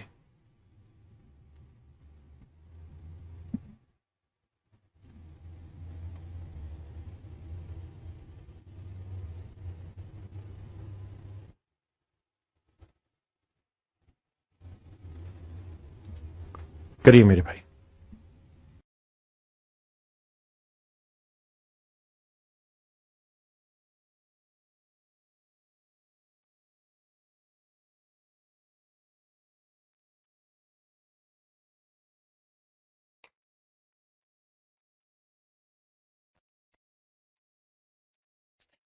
आइए मेरे दोस्त, देखिए ध्यान से, सवाल को समझे। सवाल में कह रहा है दिए गए पाई चार्ट का अध्ययन ध्यानपूर्वक करें, निम्नलिखित प्रश्नों का जवाब दें। कहता है सीधे और पदोन्नति द्वारा बने सहायकों की संख्या की अंतर ज्ञात करो। देखो मेरे प्यारे बच्चों,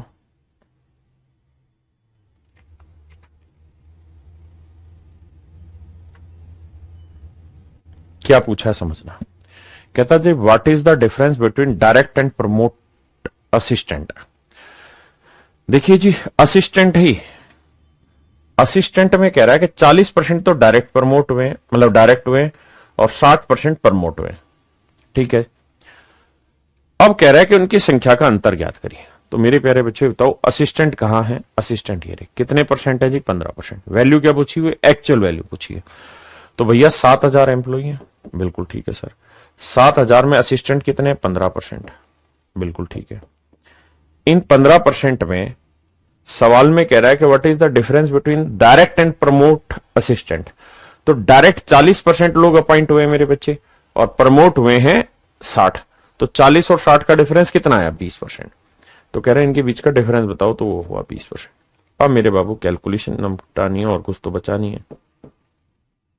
तो देखो 15 दूनी 30, 30 साते 210। तो मेरे भाई आंसर आएगा 210 एम्प्लॉई हैं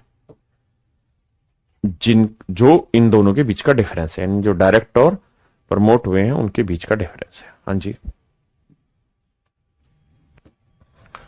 आइए मेरे बच्चे ध्यान से देखिए। सवाल में कह रहा था promoted clerk 1 is what percent of direct clerk. तो भैया प्रमोटेड क्लर्क जो है वो कितने हैं 90%, और डायरेक्ट प्रमोटेड है 10%, डायरेक्ट है 90%। तो कह रहे जो प्रमोटेड है वो डायरेक्ट का कितना परसेंट है। तो मेरे प्यारे बच्चों आप निकालोगे 1/9, 1/9 होता है 11 से 1/9%, यानी option A is your right answer. क्या होगा मेरे बच्चे, option A is your right answer. करें जी।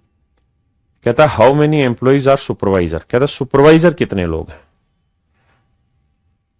How many employee are supervisor. तो देखो यार सुपरवाइजर हैं कितने 17%, तो 7,000 का 17% निकालना है, that is your answer. 2 zero से 2 जीरो, यानी जो भी आंसर होगा उसमें आखिर में 1 जीरो आएगी, ठीक है। 17 7 119, तो 1190 मेरे प्यारे बच्चों मेरा सही उत्तर होगा, ऑप्शन ए। हाँ जी आइए जी, सवाल में ये कह रहा है कि which type of employee are in maximum number of direct recruitment, और जो आंसर देना है वो क्लर्क 1 से देना है, क्लर्क 2 से देना है, सुपरवाइजर से देना है, और एआई से देना है, ठीक है जी। एआई माने असिस्टेंट होगा ना, एआई भाई होगा, और तो क्या ही एआई में लिख रहा होगा, ये एआई होगा, ठीक है जी। इनमें बताना हमें कौन सा अधिकतम है। तो मेरे प्यारे बच्चों ये बताओ, कुछ पूछ रहा है which type of employee are in maximum number of direct recruitment, यानी किस डिपार्टमेंट में सबसे ज्यादा डायरेक्ट रिक्रूटमेंट हुआ है। तो C1 की बात करें तो कितने अपॉइंट हुए, 19, तो टोटल एम्प्लॉइज है तो 19 हुए डायरेक्ट अपॉइंट, बिल्कुल। अब इस 19 का क्लर्क 1 में डायरेक्ट कितने अपॉइंट हो रखे, 90%, तो 19 का 90%, बिल्कुल ठीक है, ध्यान से समझे। अगला है क्लर्क 2, क्लर्क 2 में कितने एम्प्लॉय अपॉइंट हुए हैं, 20%, यानी टोटल एम्प्लॉय 100 है तो 20 अपॉइंट हुए हैं, तो क्लर्क 2 में डायरेक्ट रिक्रूटमेंट कितना है, 30%, यानी इतना। सुपरविजन की बात करें तो 17%, यानी 17 लोग डायरेक्ट अपॉइंट हुए, और इन 17 में सुपरविजन में 50%, मतलब 17 एम्प्लॉय हैं उसमें से 50% डायरेक्ट अपॉइंट हुए, 50% डायरेक्ट अपॉइंट हुए, बहुत बढ़िया। और आखिरी है मेरे बच्चे एआई, यानी असिस्टेंट ही होगा। तो अगर हम असिस्टेंट की बात करें तो असिस्टेंट कहां है, ये रहा, असिस्टेंट 15 लोग अपॉइंट हुए हैं, और 15 में डायरेक्ट कितने, 40%, 15 में डायरेक्ट है 40%। अब कह रहा है जी ये बता दो इनमें से कौन सी वैल्यू सबसे ज्यादा, इनमें से कौन सी वैल्यू सबसे ज्यादा, ये मेरे प्यारे बच्चों हमारे सवाल का उत्तर है। तो बटे वाली वैल्यू तो आप देख ही रहे होंगे कि सब में ही हटा देंगे, आप कहेंगे जी हाँ बटे वाली वैल्यू तो हटा ही दीजिए, क्योंकि 100 सब में, और हमें रेशियो निकालना था इनके, हमें यही तो बताना इनमें बड़ी कौन सी, तो 100 तो सब में फर्क ही नहीं पड़ना। अब देखना कौन सी मल्टीप्लीकेशन बढ़ी। देखो 20 गुना 30 600 हुआ, और 17 पंजे कितना हुआ, 85 850, तो ये छोटी हो गई। ये 15 गुना 40 600 हुआ, और ये हो गया 17 गुना 50, तो ये भी छोटा हो गया। अब इन दोनों में कंपैरिजन करना है। समझो 20 को 990 से गुना करेंगे तो कितना आएगा, 1800, और यहां मेरे बच्चे कितना आ रहा है, 850, तो कौन सा बड़ा हुआ, C1, यानी क्लर्क 1 में एम्प्लॉइयों की संख्या मेरे प्यारे बच्चों सबसे ज्यादा क्लर्क 1 में, ठीक है मेरे दोस्त। तो थोड़ा सा डाटा लिखना है या देखना है, उसके बाद आंसर आ जाएगा। ये अगला सवाल आइए।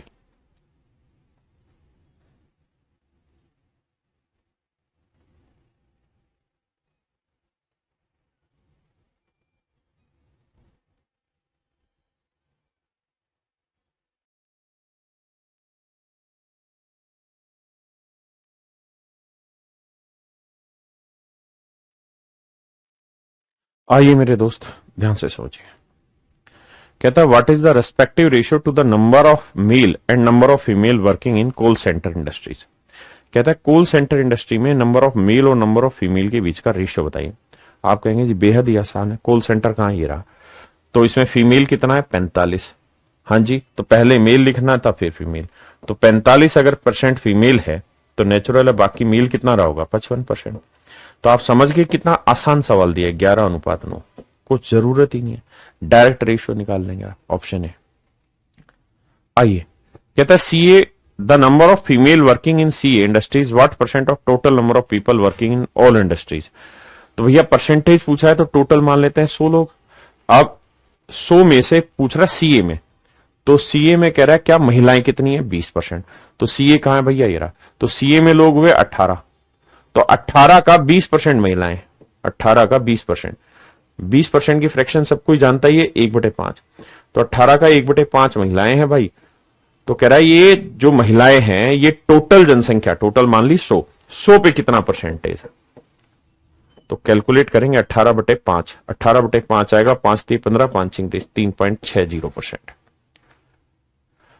मेरे भाई हमें एक्चुअल वैल्यू तभी चाहिए जब ऑप्शन में ना सवाल में पूछा एक्चुअल हो, जब तक पूछा ना हो एक्चुअल तब तक जुड़ती नहीं। करिए।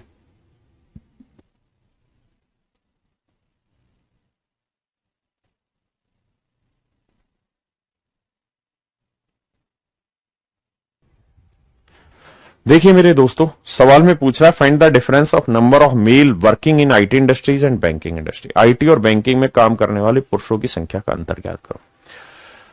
पुरुषों की संख्या का अंतर बताना है। तो मेरे बच्चे बताओ आईटी कहां है, ये रहा, कितने परसेंट है, 12%। तो टोटल लोग कितने हैं, 40,250, 40,250। इसमें से 12% लोग काम करते हैं आईटी में। और कह रहा है इसमें पुरुष बताओ। तो आईटी में अगर महिलाएं 20% है तो पुरुष कितने होंगे, 80% है। आपने कहा जी हाँ। तो आईटी में पुरुष इतने मेरे प्यारे बच्चों। आपने कहा जी बिल्कुल ठीक है। अब दूसरा है, कहता है बैंकिंग। बैंकिंग का है जी, ये रहा। बैंकिंग में कितने परसेंट लोग काम कर रहे हैं सर, 14%।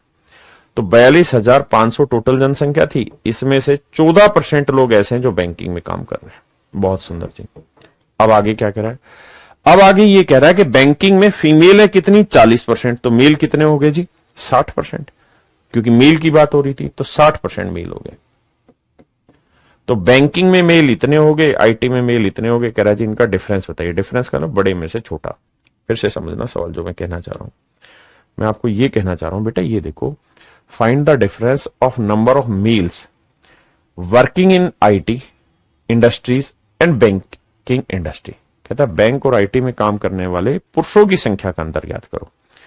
तो इनका डिफरेंस मेरे बच्चे मुझे निकालना है। आइए, जब डिफरेंस निकालने जाएंगे मेरे बेटे तो एक बात मोटी समझना, 0 से 0 कट रही है, इस 0 से ये 0 कट रही है, इस 0 से ये 0, इस 0 से ये 0। आपने कहा जी ठीक है। इसमें 42,250 था ना, हाँ तो यहां गलत लिखा, 42,250, 40,250 है।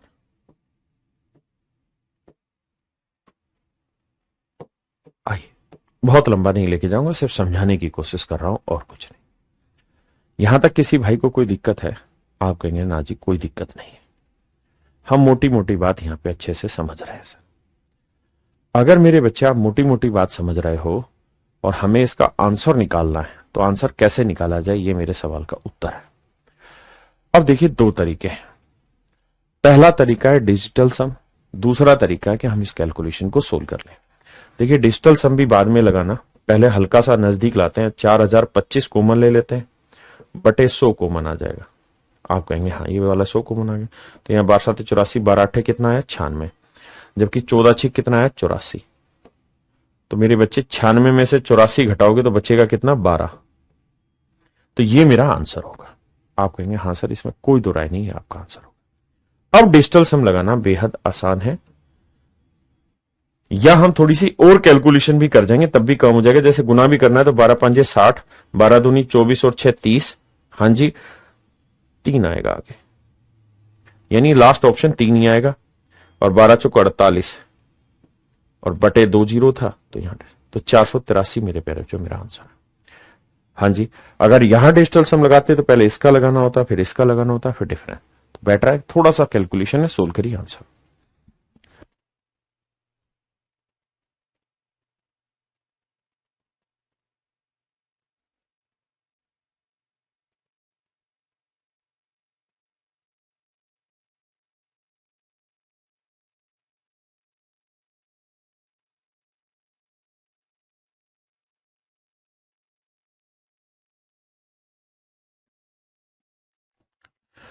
देखिए मेरे दोस्त, ध्यान से सवाल को समझिए। कहता find the total cost of production of company A and C together of the product one. कहता product one, product one, product second, profit first और सेकंड। बहुत अच्छा सवाल है। आइए देखिए यार, यहां कॉम्प्लिकेशन लगातार बढ़ाया गया है सवाल का, चीजों को अच्छे से उलझाया गया है। देखिए कहता है 1 से 5 तक के क्वेश्चन करना है। Study the pie chart, study the given pie chart carefully and answer the following question. पहला है find the total cost of production. तो मेरे बच्चे टोटल कॉस्ट ऑफ प्रोडक्शन कितनी है? 25 lakh. Total cost of production है 25 लाख। 25 लाख में A B C D E F G में इतनी कॉस्टिंग आई है। तो कह रहा है ए और सी की बात करेंगे। तो भैया ए में कितनी कॉस्ट आई है? तो आप कहेंगे 15%। तो 25 लाख का 15%, ये ए की कॉस्ट है। और दूसरा है सी, सी में कॉस्ट कितनी आई है? 22%। तो 25 लाख का 22%।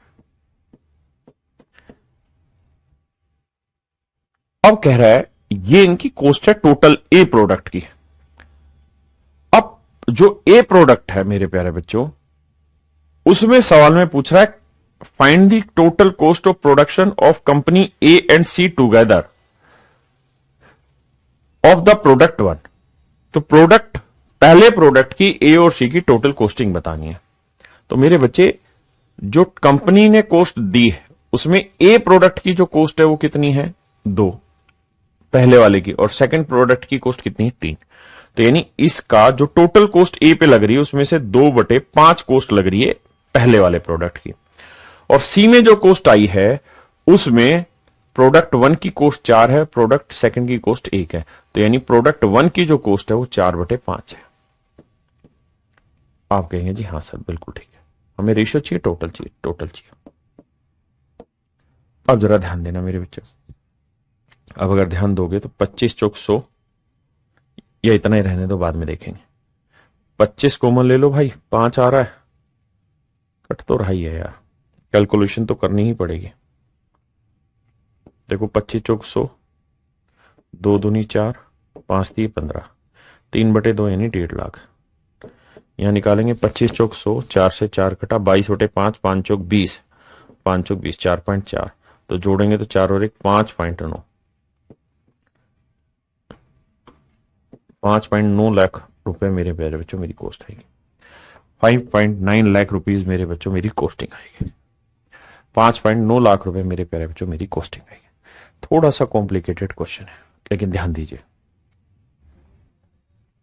कहता है कंपनी डी का सेकंड वस्तु का लाभ राशि ज्ञात करें। Find the profit amount of the company D to the article second.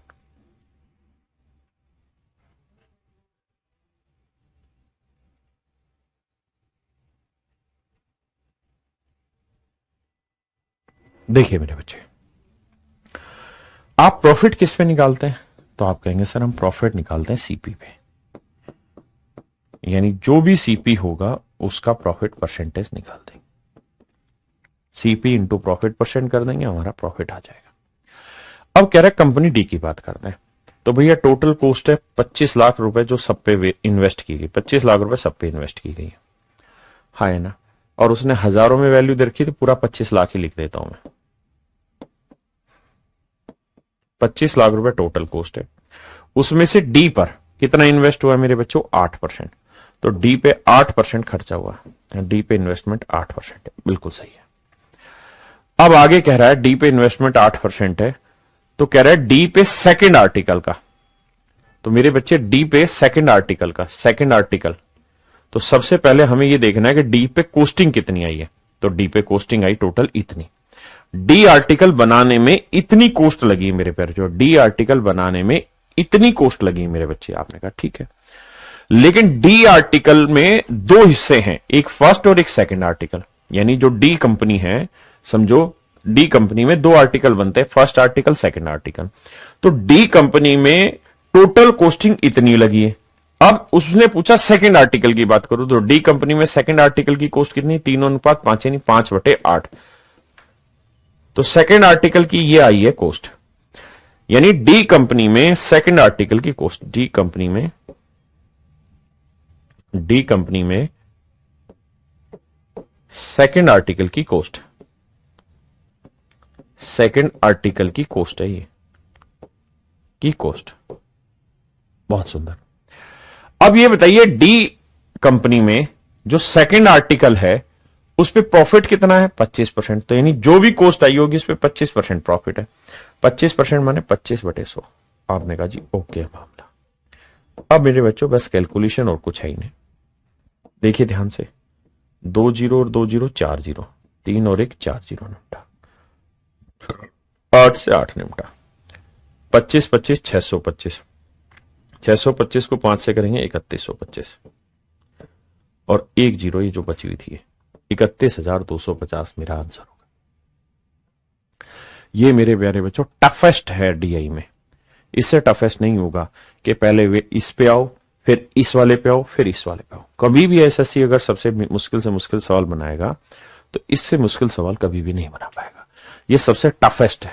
हाँ जी, इनकी पीडीएफ भी आपको मिल रही, सब कुछ मिल रहा, चिंता ना करें। आइए,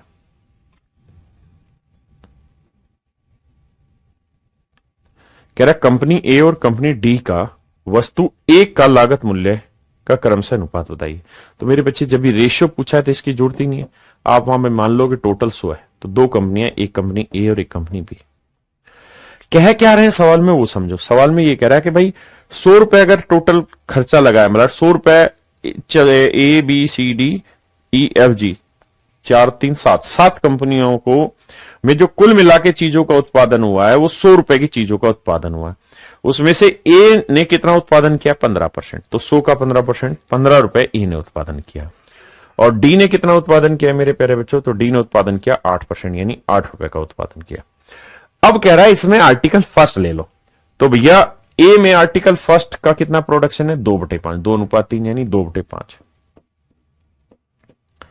और डी में मेरे प्यारे बच्चों आर्टिकल फर्स्ट का कॉस्ट कितना है? 3, तो 3/8, 3/8। कहता है इनका अनुपात निकाल के बताइए। तो देखिए मेरे बच्चे, 5 दिए 15, 8 से 8 कटा, 3 से 3 कटा, तो आंसर आया 2:1, 2:1। सवाल बेहद ही आसान है, चिंता कतई भी ना करें।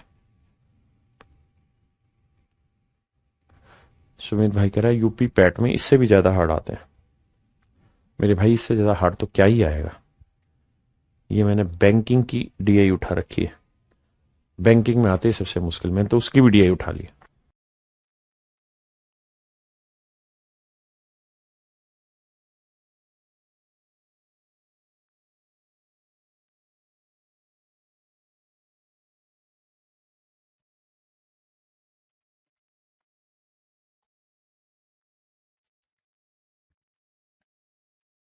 कहता है जी कंपनी जी का वस्तु एक और वस्तु दो के लिए कुल लाभ बताए।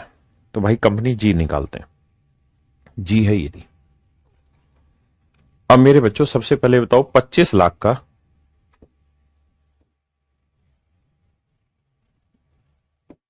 25 लाख रुपए टोटल कॉस्टिंग है, यानी पूरी सारा इन सातों कंपनियों में कुल मिला के 25 लाख रुपए का सामान बना है। उस 25 लाख रुपए के सामान में जी कंपनी में कितना सामान बना है? 12%, यानी इतना सामान जी कंपनी में बना है। अब कहता है find the total profit amount of the company G to the article 1 and 2। तो कहता है आर्टिकल 1 और आर्टिकल 2 पे कंपनी जी में कितना प्रॉफिट हुआ वो बताइए। तो आपको दो चीजें समझनी होगी। अगर हम टोटल प्रॉफिट निकालना चाहते हैं तो उसके लिए मेरे प्यारे बच्चों हमें क्या करना होगा? कंपनी जी का आर्टिकल 1 की कॉस्ट निकालनी होगी और आर्टिकल 2 की कॉस्ट निकालनी होगी। फिर उस कॉस्ट पे परसेंटेज प्रॉफिट उसने दे रखा होगा, वो हमें अप्लाई करना होगा। हाँ जी, वो हमें मेरे प्यारे बच्चों अप्लाई करना होगा। अब मुझे एक बात बताइए ध्यान से कि भाई 25 लाख रुपए पे 12% टोटल कॉस्ट आई है कंपनी जी में। अब कंपनी जी में कहां है यदि, इसमें फर्स्ट आर्टिकल की कॉस्ट कितनी है? 1 भाग, तो सेकंड आर्टिकल की कॉस्ट है 2 भाग। यानी हम ये कह सकते हैं कि 25 लाख का 12%, सारा आंसर लाख में आएगा। 25 लाख का 12% आई टोटल कॉस्ट। ठीक है जी, तो इसमें पहला जो आर्टिकल है उसकी कॉस्ट कितनी है? 1:2, तो 1/3। और जो दूसरा आर्टिकल है उसकी कॉस्ट कितनी है? 2/3। तो 25 लाख का 12% था ना, 25 लाख का 12%, माफ करिए, और ये हो गया 2/3। ये आई दोनों की अलग अलग कॉस्टिंग। अब हमें निकालना है टोटल प्रॉफिट। अब मेरे बच्चों सवाल में खुदा ही कह रहा है कि भाई कंपनी जी में फर्स्ट आर्टिकल पे 30% प्रॉफिट है और सेकंड आर्टिकल पे 24% प्रॉफिट है। आपने कहा जी ठीक है, तो कह रहा है इन दोनों प्रॉफिट का जोड़ निकाल के बताओ क्या हो। ये मेरा सवाल, ये मेरे प्यारे बच्चों मेरा सवाल है और कुछ भी नहीं। अब आप चाहो तो 25 लाख को पूरा खोल के लिख लोगे, तो 4 जीरो ये हो गई, 4 जीरो काटोगे, 25 लाख में कितनी जीरो आनी मेरे बच्चे, देखो 25 लाख लिखोगे तो 4 जीरो कट जाएगी, बचेगा कितना 250। यहां पे भी कितना बचेगा 250, 4 जीरो काट दोगे तब। अब आगे की कहानी सुनिए। अब मेरे भाई 3 से काटा कितना आया 10 और यहां 3 से काटोगे आएगा 8। अब गुना करना होगा आपको, इनको गुना करते हैं जी। देखो 25 को 12 से गुना करोगे तो ये आएगा 300 और 10 ये 3000, मतलब 30,000। 30,000 प्रॉफिट तो आया आर्टिकल 1 पे। यहां अगर हम बात करें मेरे बच्चे तो ध्यान से देखना, 25 को 12 से गुना करोगे तो 250 को 12 से गुना करोगे तो मेरे भाई आएगा 3,000, 3,000 को 2 से करोगे 6,000, 6 8 है 48,000। 48,000 प्रॉफिट आया मेरे बच्चों इसका, तो जोड़ोगे तो आएगा 78,000। यानी टोटल जो प्रॉफिट है मेरे प्यारे बच्चों कितना है 78,000। हाँ जी, आप चाहें तो इसको अलग अलग ना करके सीधा 25 लाख का 12% निकाल लें। पहले 25 लाख का 12% निकाल लें, 25 लाख का 12% निकाल लें भाई। 25 लाख में 12% कॉस्टिंग है कंपनी जी की, तो कैलकुलेट करोगे तो ये आ जाएगी कितनी 3 लाख। यानी कंपनी जी में 3 लाख रुपए कुल मिला के कॉस्टिंग आई है। अब उस 3 लाख रुपए में फर्स्ट पे कितनी कॉस्टिंग आई, सेकंड पे कितनी कॉस्टिंग आई, फिर उन कॉस्टिंग पे मेरे प्यारे बच्चों प्रॉफिट परसेंट निकलेगा। तो टाइम टेकन पार्ट होता है, लेकिन अच्छे सवाल है, इससे मुश्किल सवाल नहीं आएंगे और इसीलिए मैंने इस सबसे आखिरी में सवाल को डाला। सवाल में कह रहा है कंपनी ए उठा लो, सबसे पहले कुल खर्चा बताना है। तो कंपनी ए में टोटल खर्चा कितना है भाई 15%, तो 25 लाख का, क्योंकि आंसर लाख में 15% ही खर्चा आ रहा है टोटल, यानी इतना खर्चा आया मेरे बच्चे कुल मिला के कंपनी ए में, यानी इतनी कॉस्ट है। अब कहता है आर्टिकल 1 निकाल दो, तो कंपनी ए में आर्टिकल 1 का कॉस्ट कितना है 2/5, 2/5, यानी ये आ गया कंपनी ए में आर्टिकल 1 की बात करें। अब कह रहा है कंपनी बी की बात करो, तो कंपनी बी में टोटल कॉस्ट है 11%, तो 25 लाख का 11%, इतनी कॉस्टिंग आई है मेरे बच्चे कंपनी बी में। और कंपनी बी में सेकंड आर्टिकल की बात कर रहा है, तो कंपनी बी में सेकंड आर्टिकल कितना है 2, तो 3:2 यानी 2/5, तो सेकंड आर्टिकल की कॉस्ट इतनी है। कह रहा है जी इनका टोटल खर्चा बताओ। ध्यान रखना आंसर जो भी आएगा वो मेरे प्यारे बच्चों किस में आएगा, वो आएगा आपका लाख में। तो देखो 25 दूनी 50, 50 दूनी 100, 5 3 15, 3/2 यानी 1.5 लाख। यहां आ जाइए 25 दूनी 50, 50 दूनी 100, तो 11/10, 11/10 यानी 1.1 लाख। जोड़ोगे तो 1 और 1 2.6 लाख। ये मेरे प्यारे बच्चों मेरा आंसर आएगा, ये मेरे नन्हे मुन्ने बच्चों मेरा आंसर आ जाएगा। हाँ जी, तो मेरे प्यारे नन्हे मुन्ने बच्चों अब आपका डीआई का सेशन पूरी तरह खत्म हुआ ना, माफ करिए डीआई का नहीं, डीआई में जो पाई चार्ट है उसका सेक्शन खत्म हुआ। पाई चार्ट नाम की चीज आपको बहुत अच्छे से मैंने अच्छे तरीके से समझा दी है पूरी तरीके से। देखिए मैंने डिफिकल्ट टू डिफिकल्ट लेवल भी ले लिया है, और जो एसएससी में आते हैं वो शुरुआत के 10-12 सवाल भी मैंने पिक कर लिए थे जो एसएससी में पूछे जाते हैं, बिल्कुल आसान से सवाल। अब आपने क्या करना है, हो सकता है इस क्लास में जो पीडीएफ थी ना, जो बोर्ड पीएनजी थी, वो इतनी क्लीन नहीं दिख रही हो, क्योंकि इतना छोटा छोटा कंटेंट होता है वो लिखना होता है सारा। तो आपके पास पीडीएफ आ जाएगी, पीडीएफ में चीजें साफ सुथरी होंगी। आप कहेंगे बिल्कुल हाँ, तो अगर पीडीएफ में साफ सुथरी होंगी मेरे प्यारे बच्चों, तो उन पीडीएफ से इन सारे सवालों की प्रैक्टिस करिए। तो आज के लिए इतना ही। Thank you, have a nice day to everyone. Thank you.